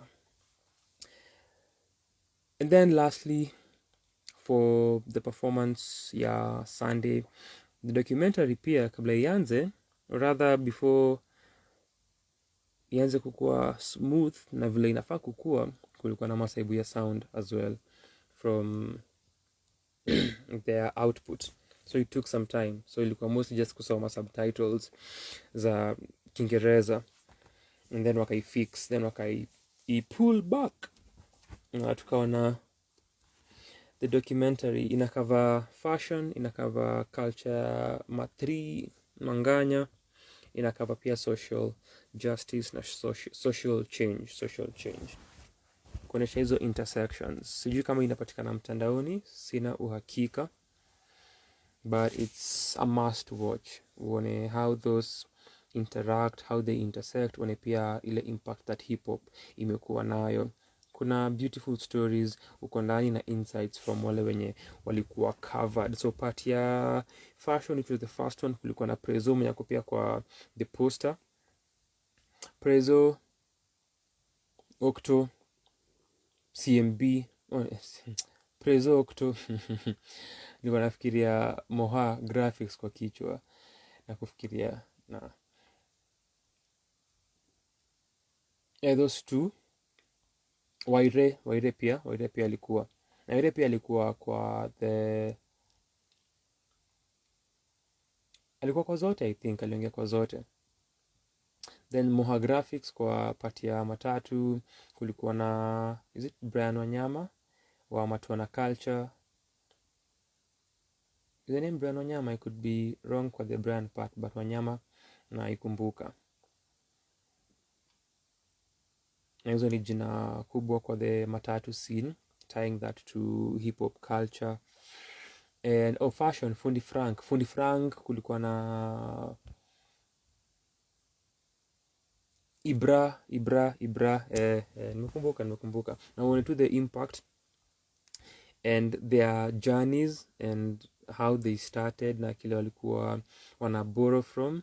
Fascinating kusikiza hizo stories na kuona the connections and how zili shape culture. So kunao, then kwa the matatu nishataja, and then kwa pati ya mwisho ya social change, hiyo Octo alikuwa definitely. Kulikuwa na, nimesema Waire, kulikuwa na Kitusua, kulikuwa na Agano. Kuna mwingine nasahau,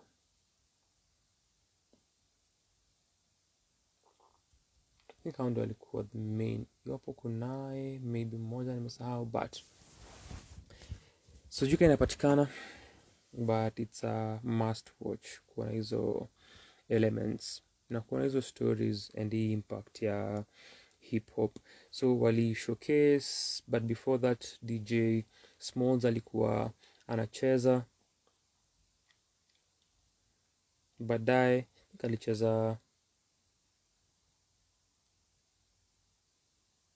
nakumbuka nikisikia Shinsky, Too Much on My Mind, kisikiza Kabla to Die.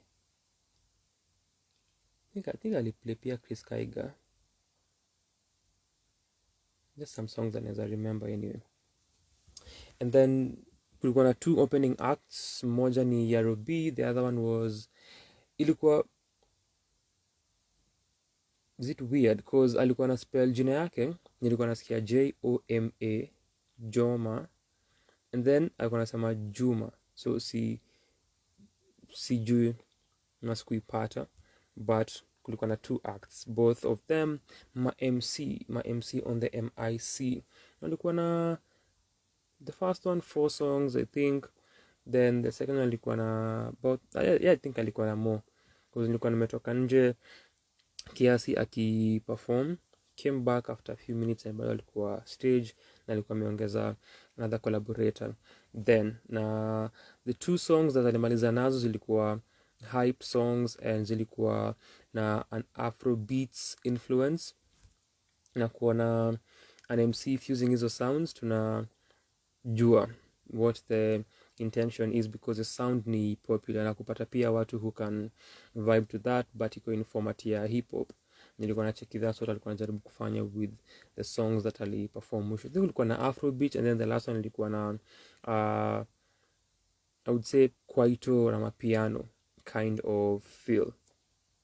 And akimaliza kuna a reveler alikuwa part of the audience, whom from time niliingia watu alikuwa amekaa, yeye alikuwa amesimama. Kwa wale who were seated, the place ilikuwa imejaa, ukuta kuna watu. Alikuwa amesimama, alikuwa anajibamba, alikuwa na dance. So alikuwa na hiyo energy throughout. Na hii time when the opening act, the second one alikuwa anafanya ngoma ya mwisho, alienda mbele na akazitoka mbaya, akawa joined na another reveler uko mbele, and alisteal the show. Una steal the show from MCs bana. Unafanya marapa vibaya. And challenges za mic nishaongelea in terms of quality na levels, but also performance. During my review ya Majeshi Most Educated's launch ya Mapanda Shuka, I talked about hip-hop and performance and my long history na relationship na hip-hop performances and my long-term disappointment. Leo pia, same thing happens and that shows a hip-hop. Kwanza for the opening acts, najiambia, hip-hop performance is, has a long way to go. Kwanza the first person who came through, then sasa pia stories za microphoning na levels, struggle and also enunciation yake. Msa wa pili pia alikuwa na matatizo ya enunciation. But kando na hayo, sasa performing, kuna kazi still that hip hop iko nayo ya kufanya, and ni saddening kwa sababu imekuwa hivi for a lot of years. Na nilisikia pia show ya hip hop ya Lions. Masaibu ikija kwa performance. This is where the alternative non-mainstream acts wanafaa come in, na watu wa study na waone more na waende kwa shows na walan. Na feeling ni kawa wasanii wa hip hop wamekataa kulan. Na ni weird because kina Immortal Tech, kina Lupe, kina Rakim, kina Chuck, kina KRS, they're still eating from their songs and they're still performing to date at a high level. Black Thought, a master at it. Hapo kuna matatizo. Then Octo came through, aka perform. Octo kuna fans. The last time I watched Octo Pizzo perform has to be in 2019 at it was called Jay's. Ilikuwa niseme nini kwanza? It was called Jay's. Naam, at Jay's pale Westie, opposite Michael Joseph Center. That was the last time Octo Pizzo perform. And also prior to that nilikuwa nimeacha kumsikiza up until nifanya Lemonite's reaction. What was it?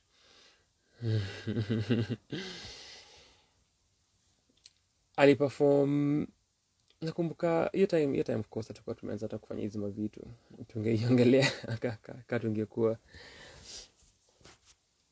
na tulishare na Roger na Mirauka kwa hiyo performance ya number 8 baby. And Jay's used to be present and artists used to go there on Thursdays kupiga shughuli. So since then, once again, all these years later, and before that I think ilikuwa at Alliance Francaise 2018 or 17, even before, but one of the two, kulikuwa na function ya UN hapo na alikuwa ana perform. So I've watched Octo Pizzo perform mara kadhaa. So yako na fans. The time moment aliingia stage hivi, people were seated before for the other acts, but Jeme aliintroduce Octo Pizzo, watu wakaflood. People were standing, wakakuja mbele, ikabaki pia those of us who were seated and sisi ni VIPs tumeka mbele, nasi pia tuko na budi kusimama. And that was it. So aliingia na hivyo hivyo piga show. I think alimaliza na Normani, na ilikuwa an array of songs zile zina span catalog yake. So from hivyo ni 2011 2012 Octopizo alikuwa na get into the limelight. And the beautiful thing about that song ilikuwa that alikuwa alijaribu na alifanya something different. Alifeature Scott the violinist, na hizo strings kwa that song ilikuwa something different kwa hip hop songs that aliamua kujaribu. So from hivyo to ngoma kama Red Number Plate, to Normani, to Bank Otuch, to TBT, to Cheche yake na Barak Jacuzzi, which sikuwa naijua because by then I was out. By then I was not bumping. Nimeisikia mara ya kwanza ngoma ya 2020 ya Okto na Barak huko at his performance. So hizo mangoma to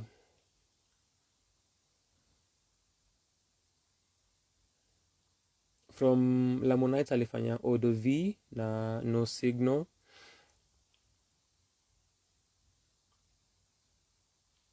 So ilikuwa an array of songs kadha wa kadha na watu wanazitambua.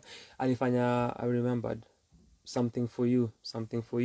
So kuna some of his songs that the audience does not know, and then kuna some songs that they completely know na wanaziimba, ngoma zake sing-along hakuifanya, but kuna hizo ngoma zile audience yake inaziimba. If you're watching this on Instagram, within 24 hours check out my stories, unaweza ziwai uone snippets of the performance. So ngoma kama Normani hiyo watu wanaijua, Banko Tuch wasa wanaitambua, hivyo wasa wanaitambua na wali rap along. Red Number Plate is another one. Cheche the chorus sana Chebukati itoa form. So there are those songs. Then Something for You, it seems ni a deep cut of his ile watu wako familiar with, done by Mr. Blinky. Look at how things in a line. Done by Mr. Blinky. Beautiful beat, beautiful production.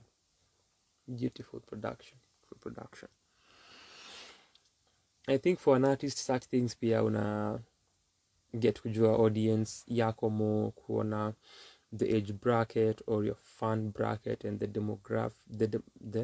demographics involved and the kind of songs that wanazujua na zile wana rap along. So that is something pia of interest, I believe, to an artist as you're watching what songs in a rock with the people. And so songs kutoka different moments of his catalog, different sounds. Na taka ni bana hiyo pia aliifanya, na kuona vile sound zake zimekuwa zikibadilika over time, and watu waki rap along. Alikuwa na perform na DJ, so ni kama kuna hela fulani ya kutosha ndo kuja na band, yupiga show na banda. Alikuwa pia ametoka on 8th February, alikuwa na performance ya a launch ya Hennessy ya Lamunites at Ole Sereni hizo 2 weeks back. So kwa tukufanya hiyo performance, so kama huku bei ilikuwa tricks. Aliingia stage 7 chwani, akatoka to 8:28 alikuwa anamaliza set yake.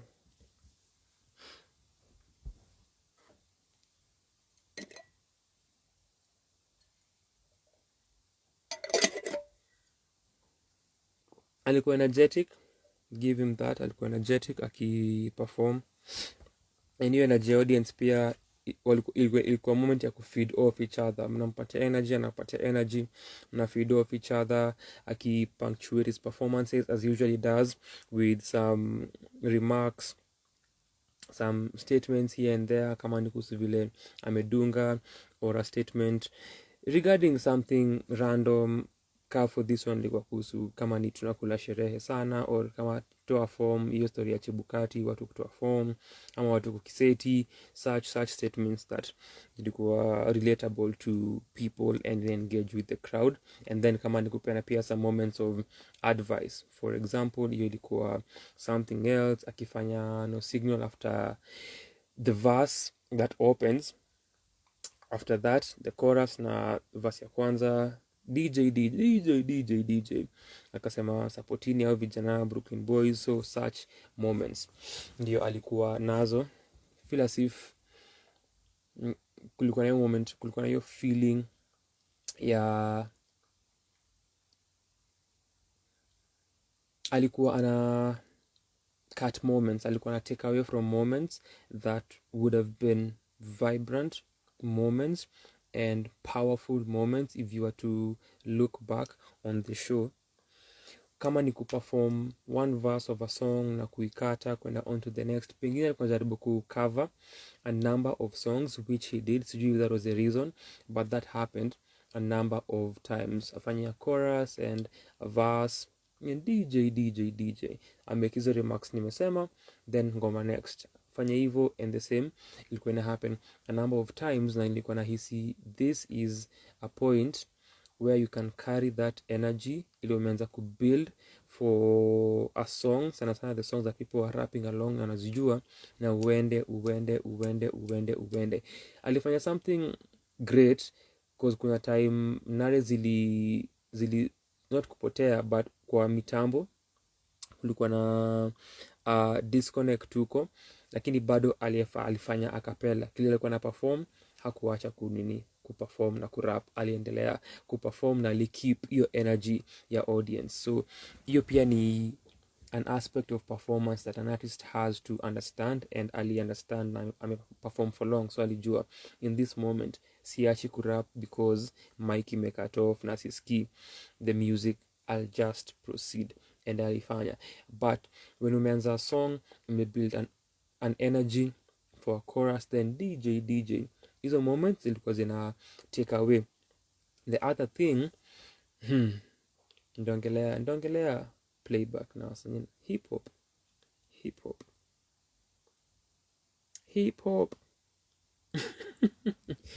dear hip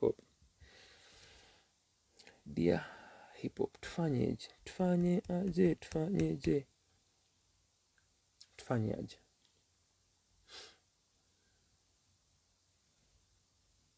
Vile nimesema, pengine ganje alizopata kasema ndakamna DJ, wewe select mangoma hapo, tuone vile kutakuwa,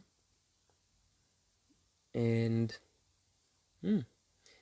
tumalize, tupige shughuli on playback. Nilikuwa for the other acts, I think kuna some songs zile walikuwa kwa the individual sets, zile walikuwa na playback. So I was glad that for most of the time zilikuwa just instrumentals. That was a good thing. So for Octo kuna some songs zile kuna hizo pockets of raps, hizo moments za the verses where alikuwa ana perform bila playback, but most of the time kulikuwa na backing track ile ulikuwa unasikia. And the good thing, ama the somewhat redeeming point, ni that haikukuwa ile loud where unafeel ni kama the frequency of the recorded work ina clash na frequency ya voice yake akiwa live. Haikuwa hiyo where zina overpower, where ina overpower, ama where kile unasikia from the record na kile unasikia akiperform zinapigana, but ungesikia bado And that is something that pia nimeongeleanga whenever nimezungumzia performances za hip hop, because nilikuwa nafikiria looking at the stage na on a set ya DJ, nilikuwa najiambia maybe itakuwa two instrumentals and then vocals for choruses, or full choruses or vocals for choruses, and that would be it, but it wasn't. So kuna hiyo angle ya but mafans walibambika, sisho ilipigwa namba 8 akaroga mafans. The other thing that nilikuwa nasema before niongelee playback ni arrangement. The arrangement could have been more streamlined and ingefanywa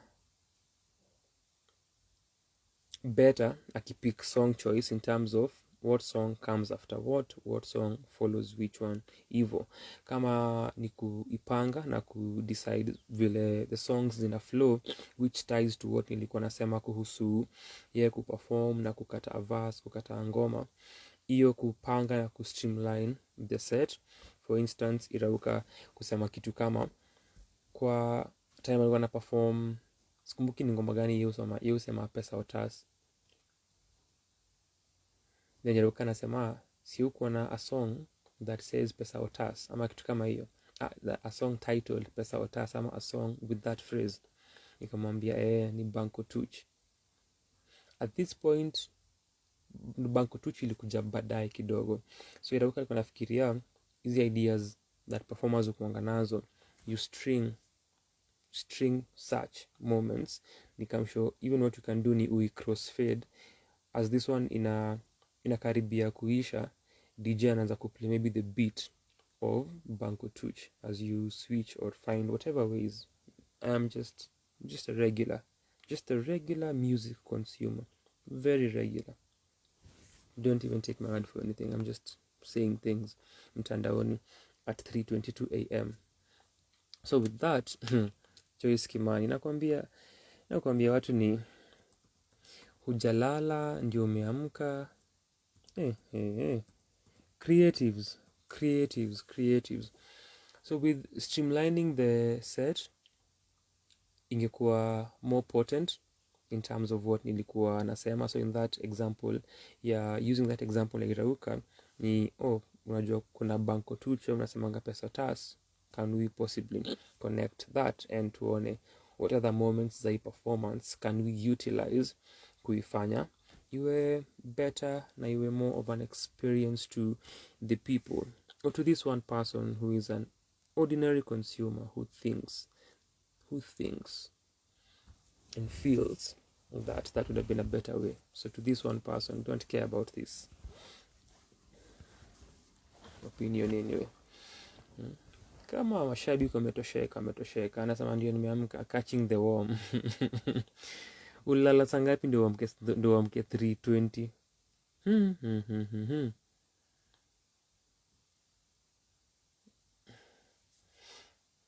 Am I the worm?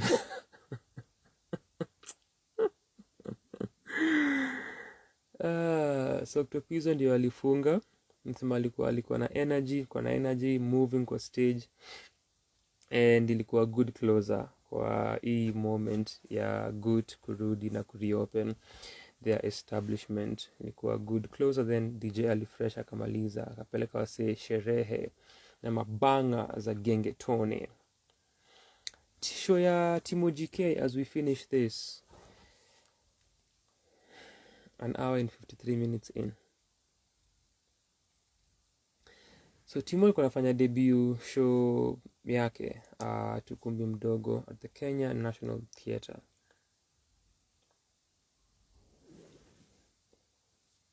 Matarania, which alishare more on before the show. So during show ya my review ya show ya Slim Shaka, pia nilisema the kind of promo that Slim Shaka alikuwa nayo na vile ali build up the momentum before the show. Timo GK alifanya the same thing, na you follow Timo GK yuko active mtandaoni akipostingi videos za sanaa yake na kazi yake. So prior to this one alikuwa anafanya the same, lakini connected and related and tied to Matarania, his debut performance show. And one of those videos ilikuwa ku break down the term Matarania, akaongelea its root, aki break down the lexicon na kule hilo jina linatokea, na akasema historia nikaa kupiga mahesabu, but the most direct one or the one that is close ni reflections, na akaongelea reflections, na akaongelea hii moment ya kukaa na kuwaza na kureflect na kupiga mahesabu, whichever hesabu unapiga. Most of our life ni mahesabu na kucalculate vitu. So alipeana hiyo breakdown kwa one of video zake, and then the rest utapata kuna wamekaa na Muthoni waki-create pamoja or waki-rehearse and vitu kama hivyo. So that is what is going to happen prior to this, and then akashare a day before posters za 2 other acts. So act moja ilikuwa Murigi na the other act ilikuwa Zaituni Wamboi. I have written about Zaituni I have reviewed Zaituni kwa mziki ya wiki 2.0, and ilikuwa mara yangu ya kwanza kuona Murigi akiwa live mwana ki perform, and they did a brilliant job. Both vocalists walifanya kazi fiti sana. So hii show ya kupiga mahesabu, hii show ya kufanya reflections kuhusu life, the idea ilikuwa Matarania, a philosopher walks into a bar.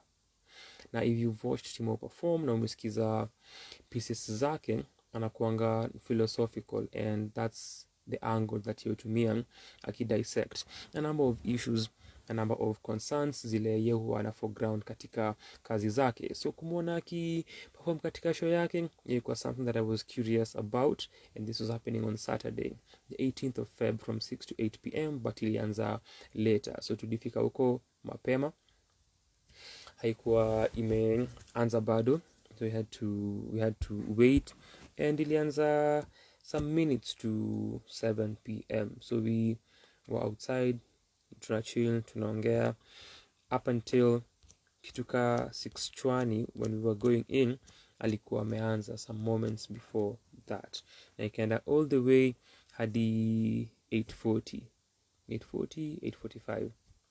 So back then hata singeweza kurudi huku good na kusikia just a band na story yao na kuona the film. So the show ilikuwa for hizo 2 hours zile ilikuwa imepangiwa for,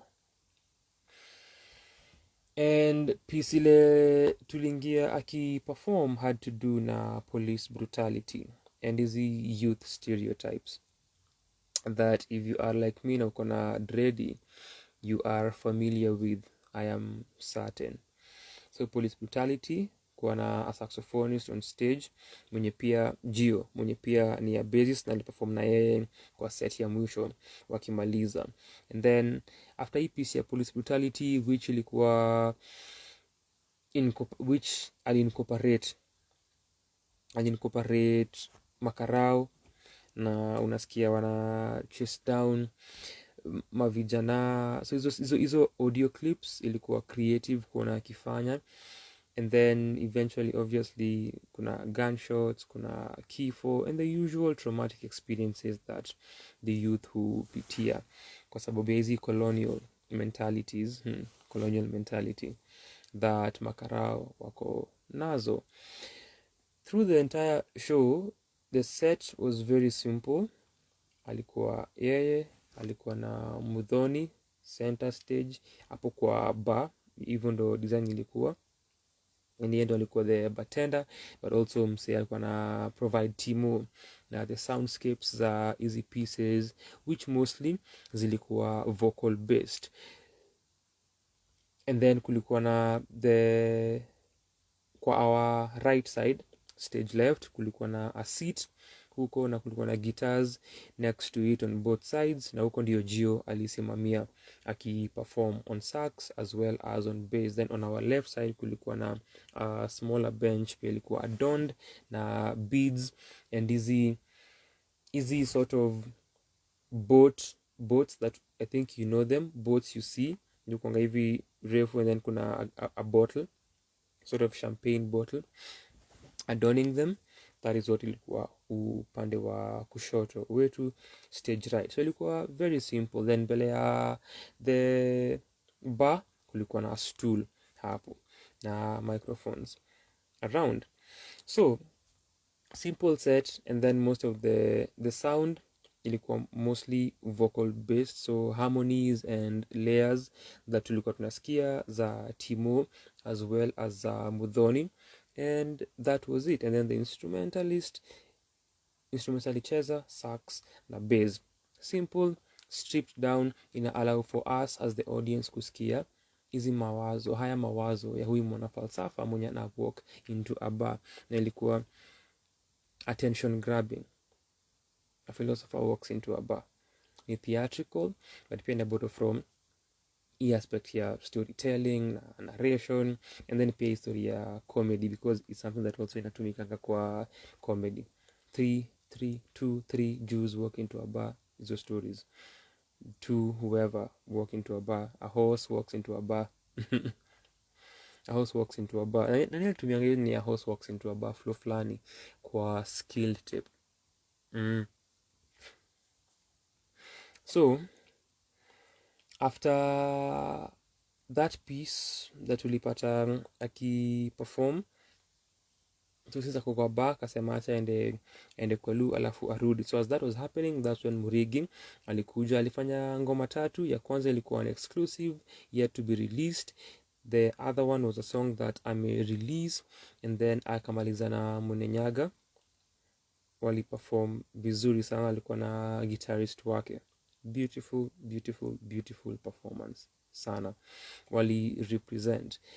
Then Timo akarudi after your set, and then akafanya pieces 3 kwa hii set ya pili. Kulikuwa na kupeleka kifo kotini na kupeleka death trial. Now when this was happening, because pia kwa one of the posts before the show I shared the story, niko najiuliza, has this been popular somewhere? And what I am referring to ni appointment in Samara. Sijui hivi imekuwa popular recently kwa sababu it seems to be part of the zeitgeist at the moment. I am saying this because kwa Too Early for Birds waliitumia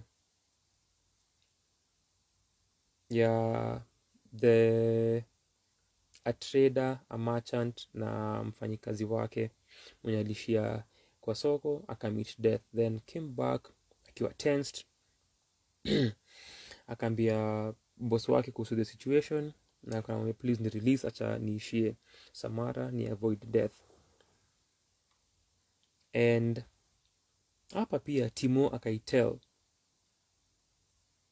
before the performance, then kwa the performance aka-expand on the idea ya hiyo appointment in Samara, na huyu mtu kuona kifo na kujaribu kuhepa, and then wife wa the trader kuenda soko kuuliza kifo, mbona umeshtua mume wangu, na kifo kusema hapana, sikushtua mume wako, nilikuwa tu surprised because the trader, the merchant ali bump into kifo, ndio akarudi nyumbani akiwa ameshtuka. Kwa hii version, because iko na version ya this main merchant and the servant, and then kuna the trader ama this person na bibi yake kwa another version of the story. Mbona umeshtua mume wangu? Mimi sijamshtua, ni vile tu nilikuwa surprised but nimemwona hapa kwa sababu tunafaa kukuwa na appointment in Samara, so uko kwenye anakimbilia, tunafaa kupatana huko. So I read Appointment in Samara ya John O'Hara, that's the name, in 2019 or 20. That's when I encountered the story. But so I was asking myself, is this happening? Is this becoming, is this popular at the moment? Is it part of the zeitgeist? So just noting that. So hiyo kupeleka kifo kotini, ali expand on the idea and akafanya piece ingine kuhusu taboo and ali expound on this baadaye, then pia akafanya pia another piece after that. So hizi pieces, apart from the moment where alikuwa na narrate story ya the appointment in Samara na huyu mtu kubump into kifo sokoni, kile alikuwa after iseti hivyo aliintroduce beautifully akisema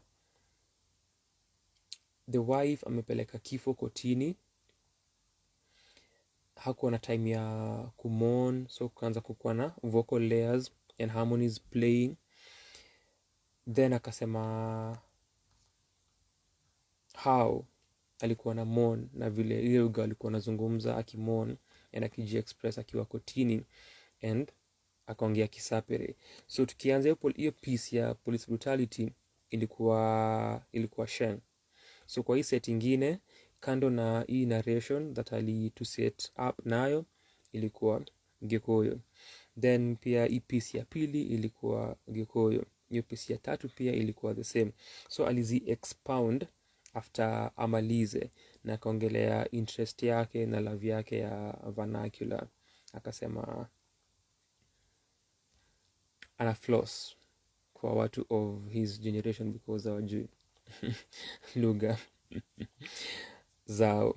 Sijui kama Joyce anafahamu lugha yake ya mama. So through that interview I'll expound on hizo meanings za those pieces. Na hii ya taboo ilikuwa connected to Field Marshal Muthoni na ile event that ili happen sometime back ya Mama Ngina kukata dread zake, and how that caused a conversation mtandaoni. So question ya taboo and expounding on that idea. So ali break down hizo pieces aki explain, which is something that Fadhili also once told me tukiongelea Shindushi sophomore album yake tukiwa Gecko, which ilikuwa several weeks after we reviewed the project, na kisema hiyo ni technique hutumia kupeana the meaning of the work, because kama ni lugha yenye hambulewi ata explain na anaifanyanga prior before aanze ku perform hiyo piece. I am an expert in Kikuyu. Expert. Hebu mtupatie lessons bana. So after that alirudi akakaa na bartender wake na sound person wake, the producer you're gonna provide the sounds Muthoni. Then alikata kiasi akatoka na akarudi and then akafanya piece about the gold at the end of the rainbow, this sort of journey of love and several implications of the same concept pia ya love, and a response following that to those who want to take your gold and take your peace, P-E-I-E-C, peace ya P-E-A-C ina apply both ways. And alifanya in this buoyant and expressive manner. Kwa center stage ametake the mic. So kwa hizi pieces za kwanza za hii set ya police brutality tulimpata akiwa amekaa on our right side time tuliingia, and then hizi za pili, set ya pili ya kifo na taboo, and the third one which inani elude as of now alikuwa amesimama katikati, and then kuna time alikuwa amerudi nyuma akakaa mbele ya Muthoni, and then kwa aki explain meaning alikuwa amekuja mbele, then went akakaa, and then akatoka. This is interesting. This is interesting. I would like to okay. What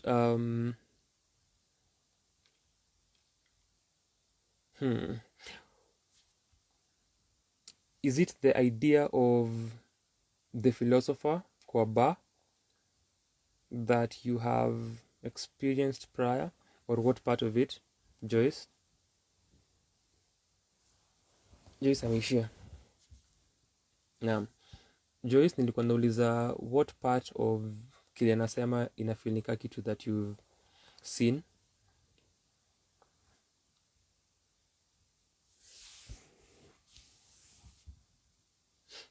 Nataka kusikia maoni. So time alirudi nyuma kidogo, akakaa, then akatoka. When alirudi alikaa right, alisimama, then akatembea akakaa kwa our far right, then akipeana a response akiongelea to the authorities and hawa watu wenye wanachukua your peace, akirespond to them. The tone that alichukua ilisim ni kama how the priests kwa Catholic masses huwa wana enunciate na wana deliver their messages and their rituals. It seemed that way, and ilikuwa a response to them in a way that seemed to speak the language that they speak and in the way that they speak. So he found that to be interesting, and the writing ili stand out kwa hiyo piece, and the way alikuwa anawa address na vitu zile alikuwa anasema as a response to the same.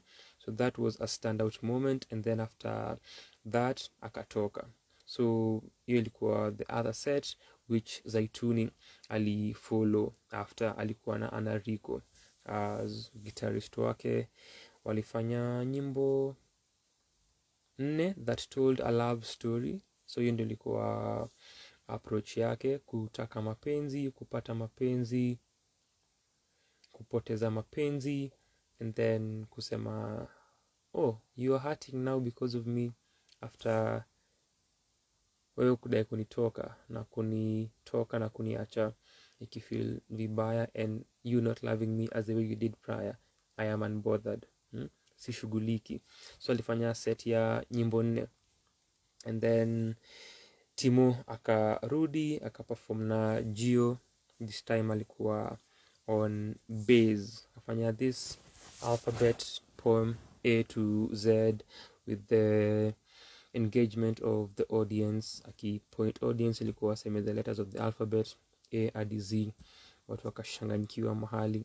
Then akamaliza akashuka chini akafanya Z to A, na nilikuwa naambia Rauka, this seems to be the poetry and or the spoken word version of Papuse's alphabetical slaughter. If you're familiar with that, let me know. But nilisema hivyo after malize the first one A to Z, and then Irauka akasema sasa nafaa kufanya Z to A. Now that's exactly what will happen some moments later. Tuogope, sisi ni wale. So that was the show that Timo alitupatia. After this, as this was happening, kwanza kwa hiyo part ya pili of the performance, or rather part ya 3 now. But even with death in Samara and Taboo, hiyo point akuwa na kunywa sana.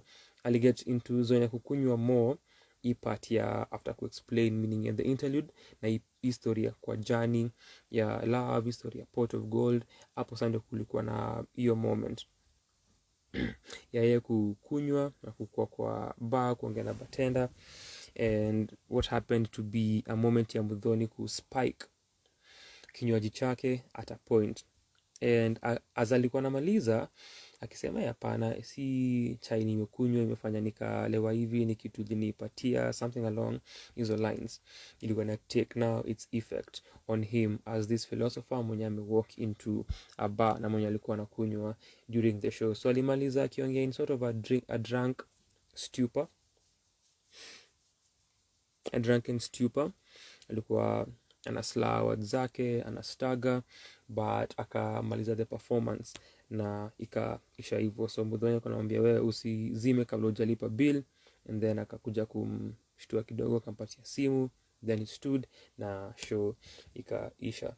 So that transition hapo mwisho tunge take some time within that moment na I allow, cause inakanga weird.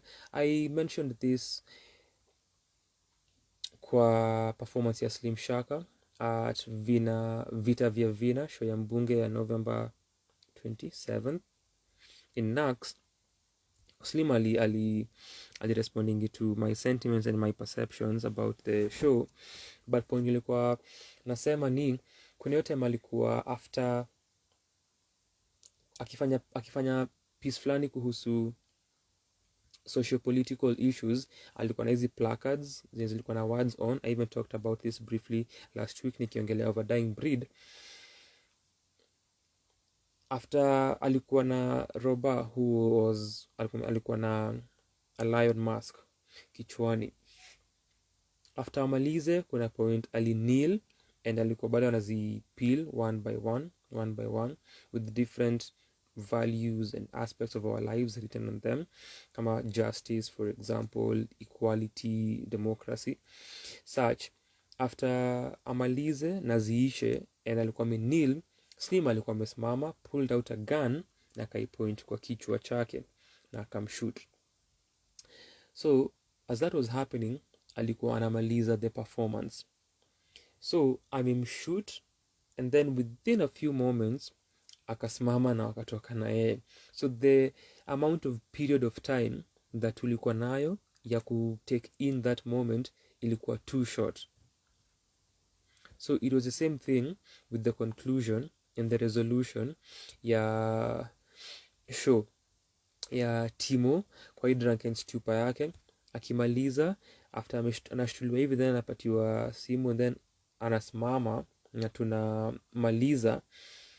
Ilikuwa very brief. Angetake more time there and sisi pia kama mafans tukae na yeye hapo tufikirie nini ime happen to you philosopher in terms of thoughts alikuwa nafikiria up until this point. So a few more seconds would have worked. And if you are in this drunken stupor as well, that unamaliza show nayo na that's how you are, that's your state and that's what you're feeling, na kukunywa, ili seem too abrupt for us wenye tuna kuwatch. So angekaa nayo kidogo and also maybe wa play na lights ndio to transition instead of kushtuliwa kuamka na kusema okay, then asimame akipewa simu yake alipe bill.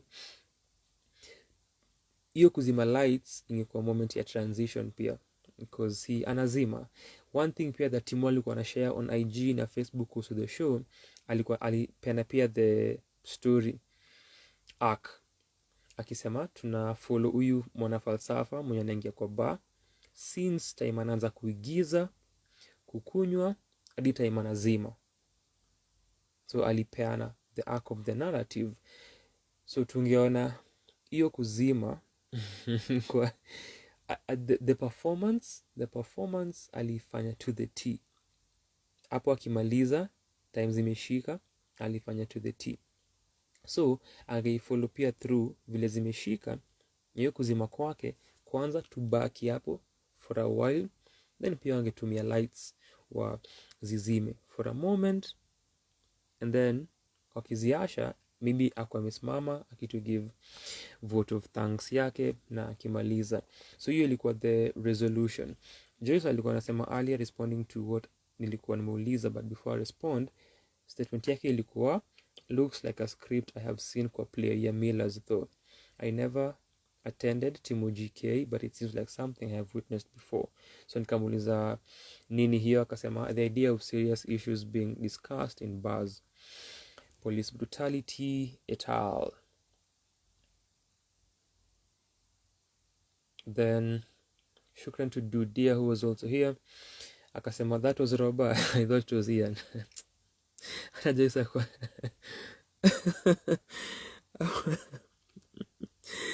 Ian is tall. Ian is, how do you mistake Roba who is not here? Na Ian ni mrefu. Ian akasema interesting, talking about justice on Social Justice Day. Sanaa kwa Sanaa is known for serendipity.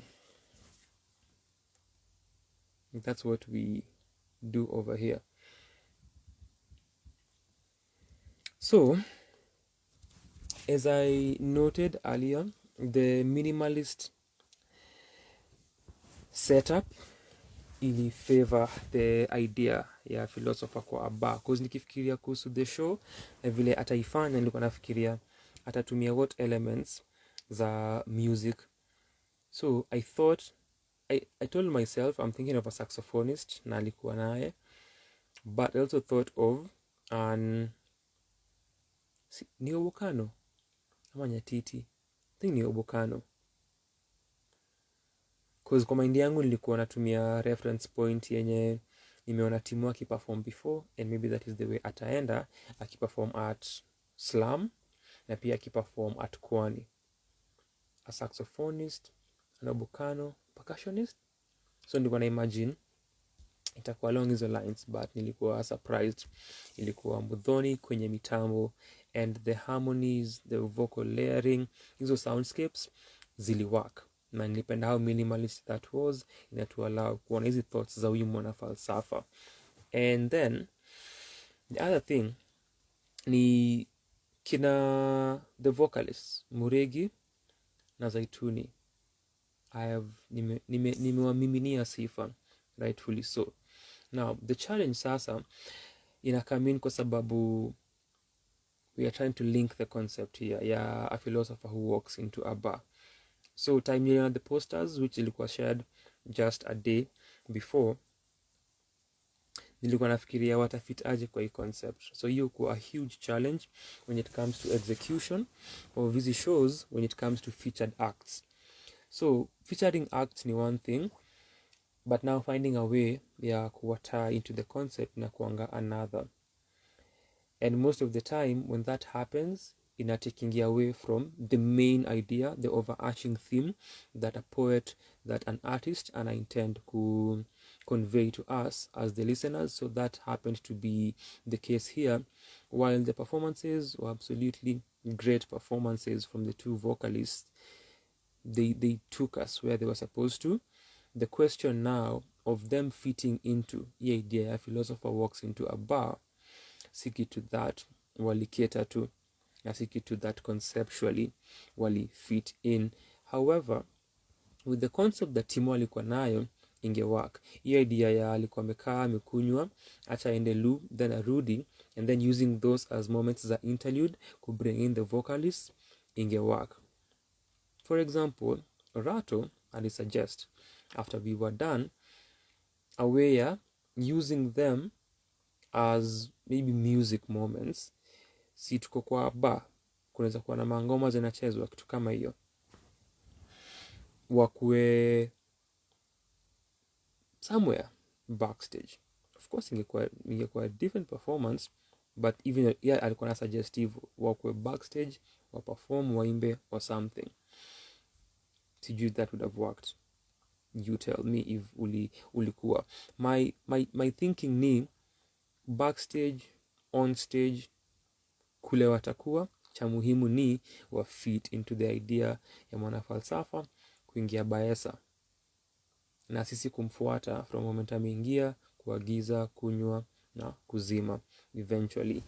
So hiyo ilikuwa point ile hawakuketa tu na hawakufit into the idea. The other thing tied to concept still ni the kind of thoughts that alizokuwa nazo, and tying that to the performance.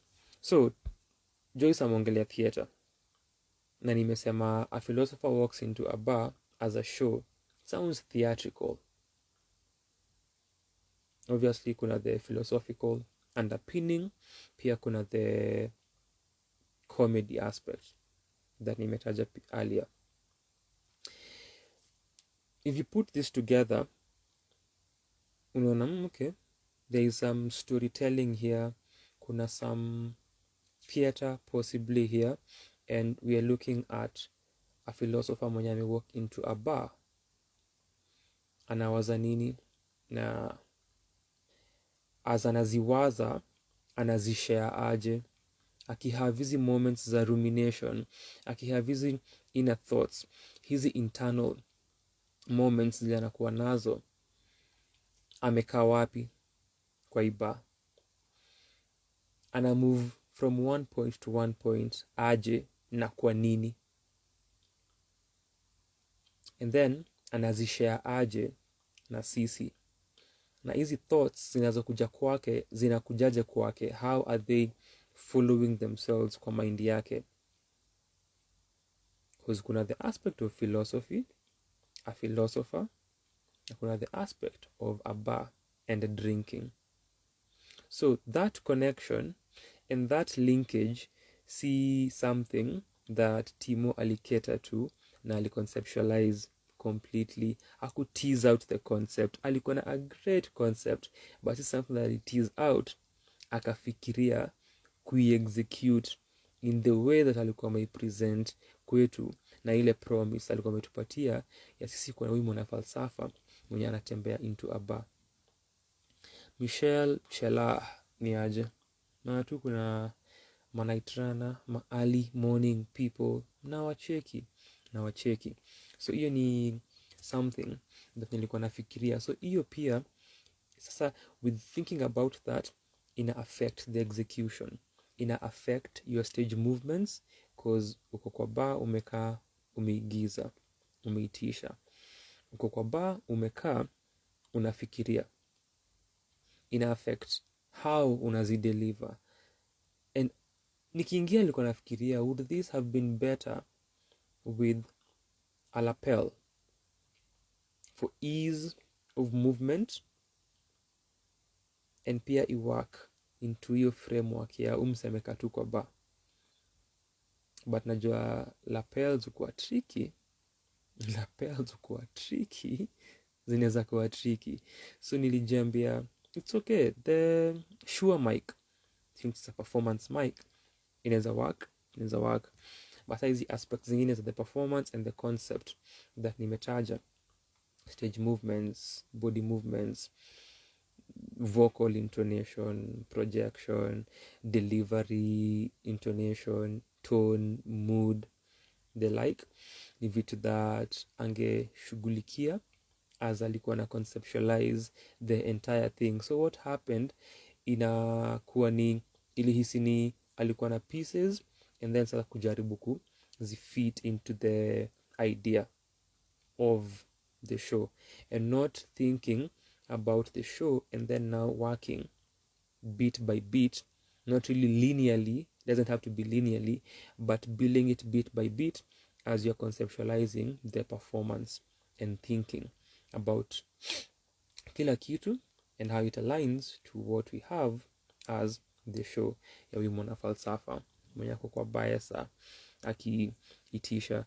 So that ingetie to a lot of other performance aspects, and not only sharing pieces that umeandika and that ni thoughts, but sharing hizi pieces that umeandika that ni thoughts za mwana falsafa mwenye ako wapi, ako biasa na anakunywa. So when you got to the resolution, apart from it being executed properly, ali-execute, apart from me kuongelea the fact that tungekaa more in that moment, the other thing ni as a resolution, ilikuwa hizi moments za when you're watching a movie, a film, a series, reading a book, watching a play, whatever, hizi moments za when you get to an end na una feel the end is not justified depending on what you've experienced prior, ilikuwa hiyo moment. And the reason it was so ni kwa sababu as alikuwa nakunywa through the show, he was pretty much sober. Na hatukuona hiyo development ya yeye as a character, yeye as a philosopher who is drinking. Hatukuona hii drinking taking its effect on him as we progressed. Goes back to what nimesema, if you're conceptualizing it, nafikiria, I'll be drinking. Okay, so I'll be drinking. I'm supposed to be drunk as this is happening. How do I deliver throughout the performance? At what point does it start changing vile na deliver, vile naongea? And will my thoughts be as linear will they be as cohesive? At what point do I start breaking off from that? Nitakaa mahali gani nikizungumzia issues fulani, na ni nini itafanya nitoke hapo kwenye niko niende place ingine? Nikikaa kwa hii biasa, what will make me move? So hizi ni moments that hazikuwa teased out and thought of and considered as the show ilikuwa anai-conceptualize. So ndio as we are working with you, as you are drinking, tuone hapa hivi ameanza kulewa. Okay, so we were thinking and feeling and experiencing and seeing Timo as a performer through the pieces and not as a philosopher kwa bar. Unless nizo moments zile amerudi anakaa anaongea na Muthoni ama anatoka anaishia lu, though we are back to the bar. So ilikuwa more of a scenery and a setting thing more than part of a concept that ime intertwine na kile anafanya up until uko mwisho venye nimesema ali execute hiyo moment ya kukuwa drunk vyema. So hiyo ni something that ingesaidia na inge build the entire idea up until the end. Na hizo ni baadhi ya vitu vya kufikiria and tying every act and everything that tuna experience kwa the concept. Ilikuwa an ambitious concept, and you can see how ambitious the idea was and zile challenges zile ali encounter katika harakati za kui share na kui execute.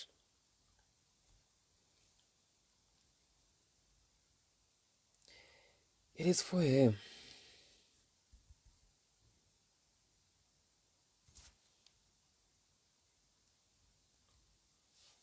Whew.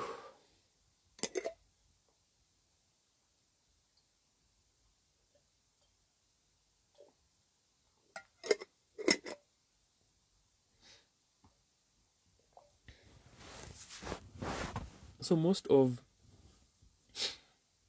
the performances nimesema tulimwona as a performer, you could still move and ukuje center stage,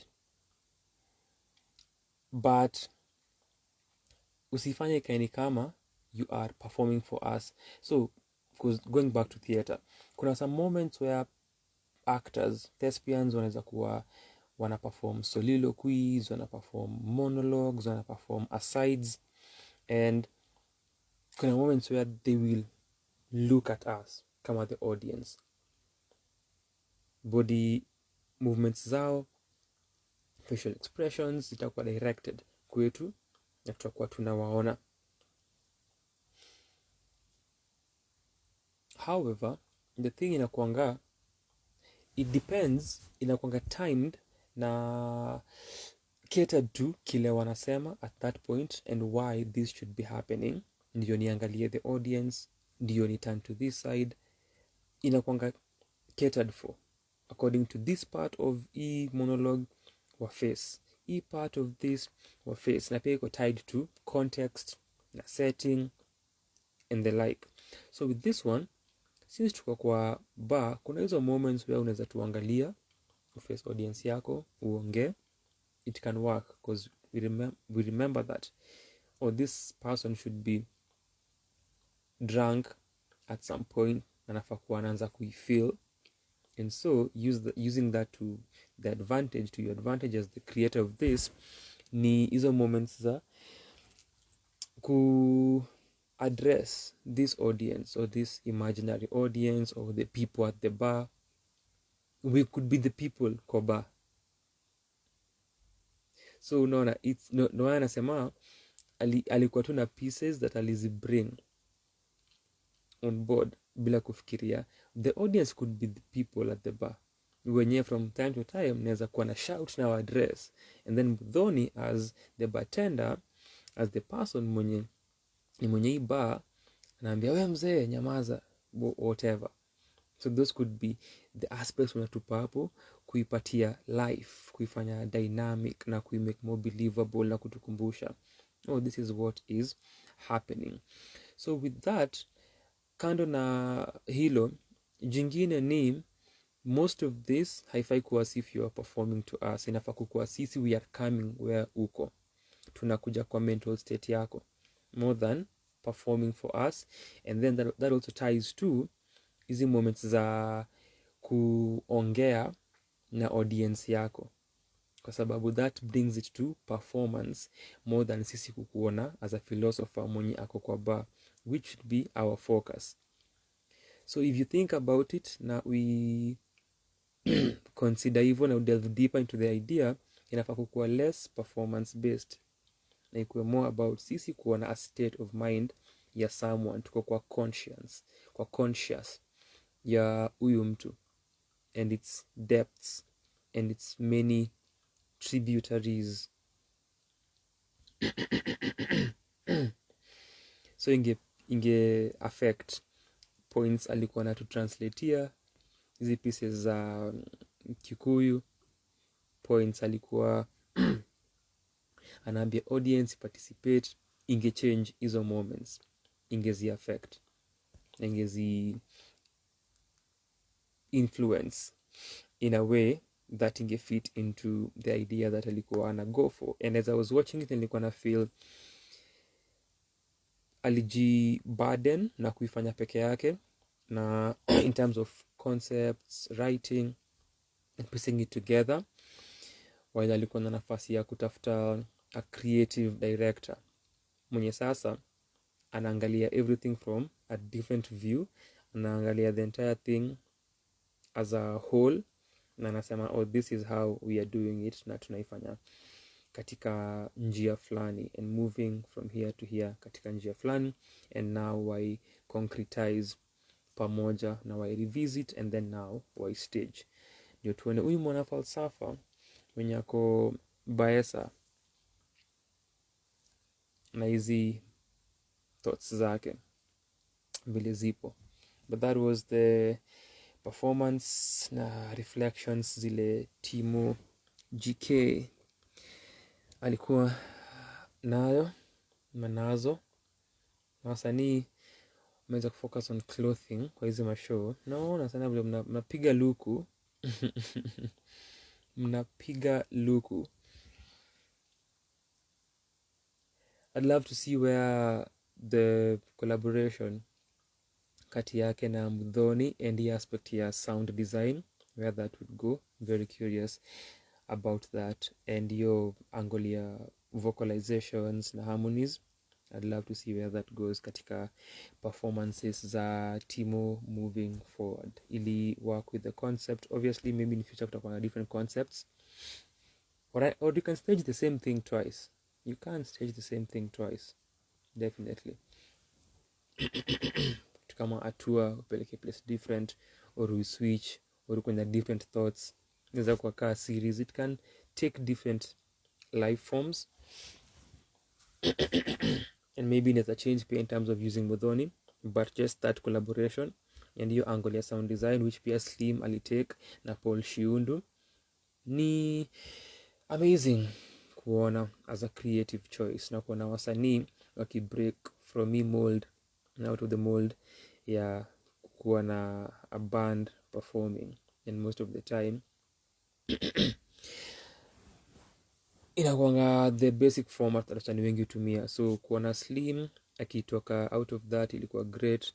Kuona pia Timo akitoka out of that ilikuwa pia kitu fiti sana, na na appreciate that I'll take your creative direction kutumia sound design in that manner, or sounds in that manner.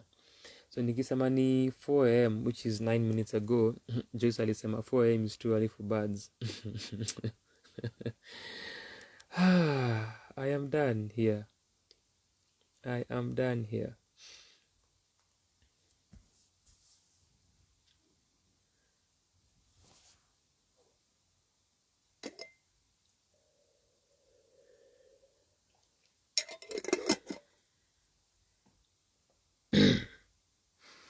Na kwa hiyo alphabet piece kuna moments where the audience could lose their placing kwa the alphabet, throw off kidogo. Na kwanza ilianzia kwa J then K. We said J and then ali go ahead akasema the K. K is for killers, etc. Then akatupoint, si tukasema L. Akasema throw off, akasema amkusema K. So akaifanya tena na akarealize nilikuwa nimesema hii kitu. So akairedo, akatupoint tukasema K, akairedo, ilimchanganya. Hiyo point ilimchanganya. And then pia tu words kwa mwisho kwa Q ama R. Then as we did the reverse Z to A, ali lose placing yake somewhere huku chini, and then akufanya G. But hiyo piece I think ni hiyo ku engage audience ali generally throw off. And then pia ilifanya niulize story ya rehearsal. So Timo kwa pieces zake hukuwa na hii sort of talking delivery kwa some of them. So hiyo pia when you get into that sort of zone where nika unaongea, inaweza fanya utoke kwa wewe kuperform na kudeliver piece yako as smoothly and cleanly. So that also ilikuwa something that ilikuwa kama mind yangu nikifikiria how intense, not really intense, how dedicated, how effective were the rehearsals zile alifanya. So but that was Matarania Reflections. So huyu mwana falsafa presented to us by Timo GK, debut yake.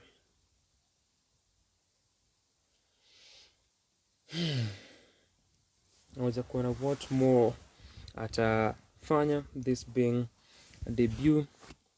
Uandishi wake unakuanga thought provoking. Kama kuna hiyo piece alifanya ya majina, kwenye hiyo piece ya majina bila jina yeye ni nani, alifanya hiyo piece ilikuwa na inakuanga na perfect moments za timing, great timing moments kwa hiyo piece.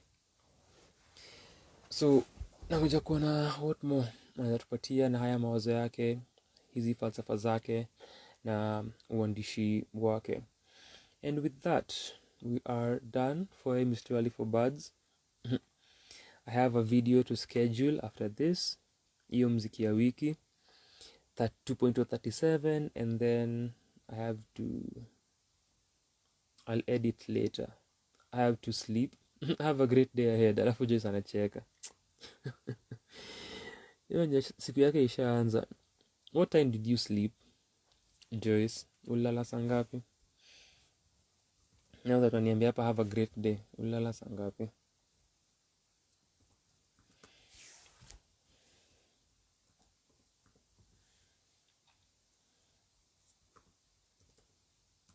Nyinyi watu wa kuamka 3, ulala saa 2.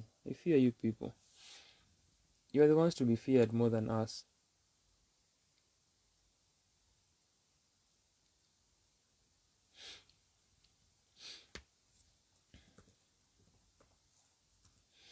Tumefika mwisho wa our session this Monday morning. This Monday morning. Shukran sana for being here. Sleep is for the weak. It is for the weak. It is very, very true. Ask Samson.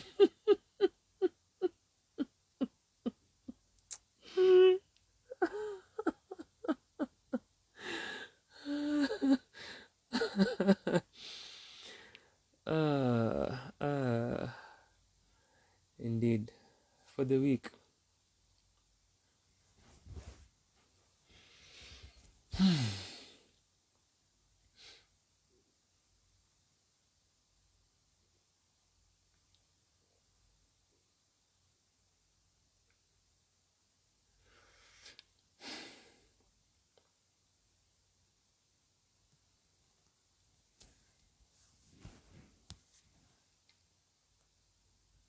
Whew.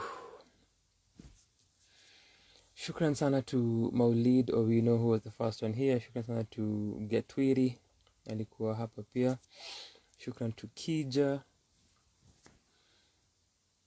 kuja akajitetea.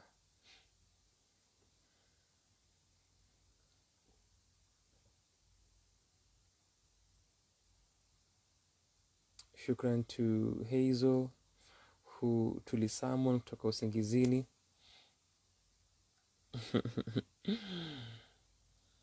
Shukran to Joyce, mwenye nimekaa naye hapa, tukazungumzia show, tukazungumzia theater. Shukran to Dudia, who has passed by here a number of times now.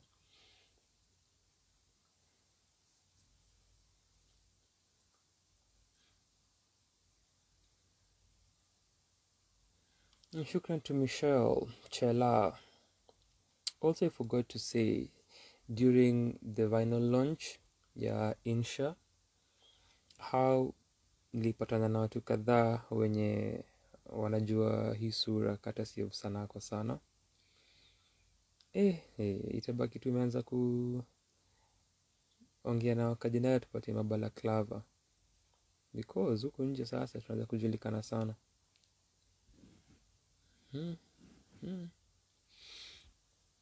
Tulikuwa na an interesting exchange na a producer and a filmmaker who's done a video, the filmmaker that we reacted to, and a producer who produce an album that we reviewed.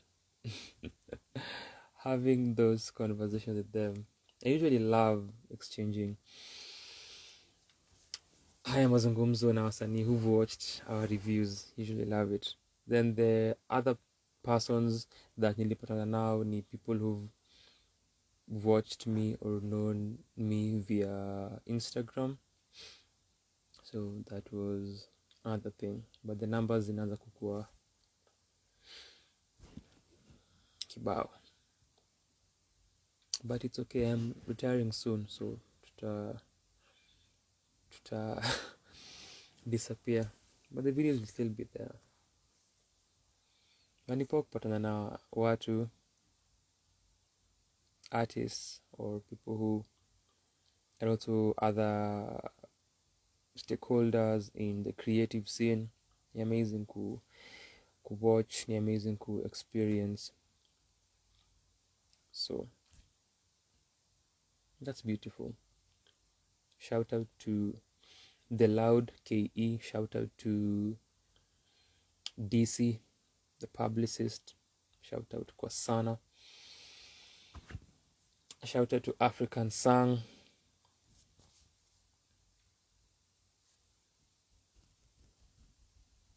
shout out to particular Brian.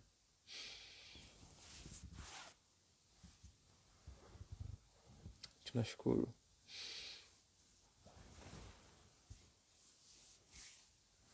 And big shout out to the artists who signed for me my vinyl, who were part of this. Shout out to Kamaru, shout out to Manchild, shout out to Nyokabi Kariuki, Mbogwa, Munyasia,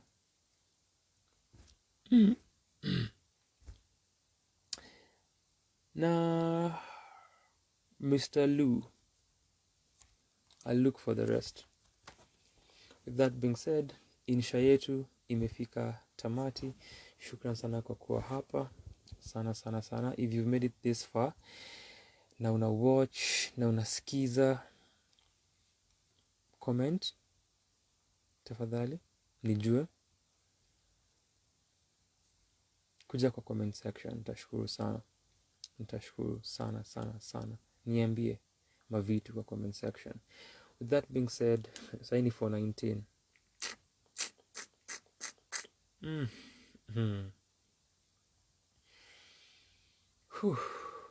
Chekiane whenever tutachekiana, whenever that shall be. But if you're here, usitoke tu hivyo, let me know. Asante sana for your time. Shukran. Now, all the videos that I've mentioned, watch these videos.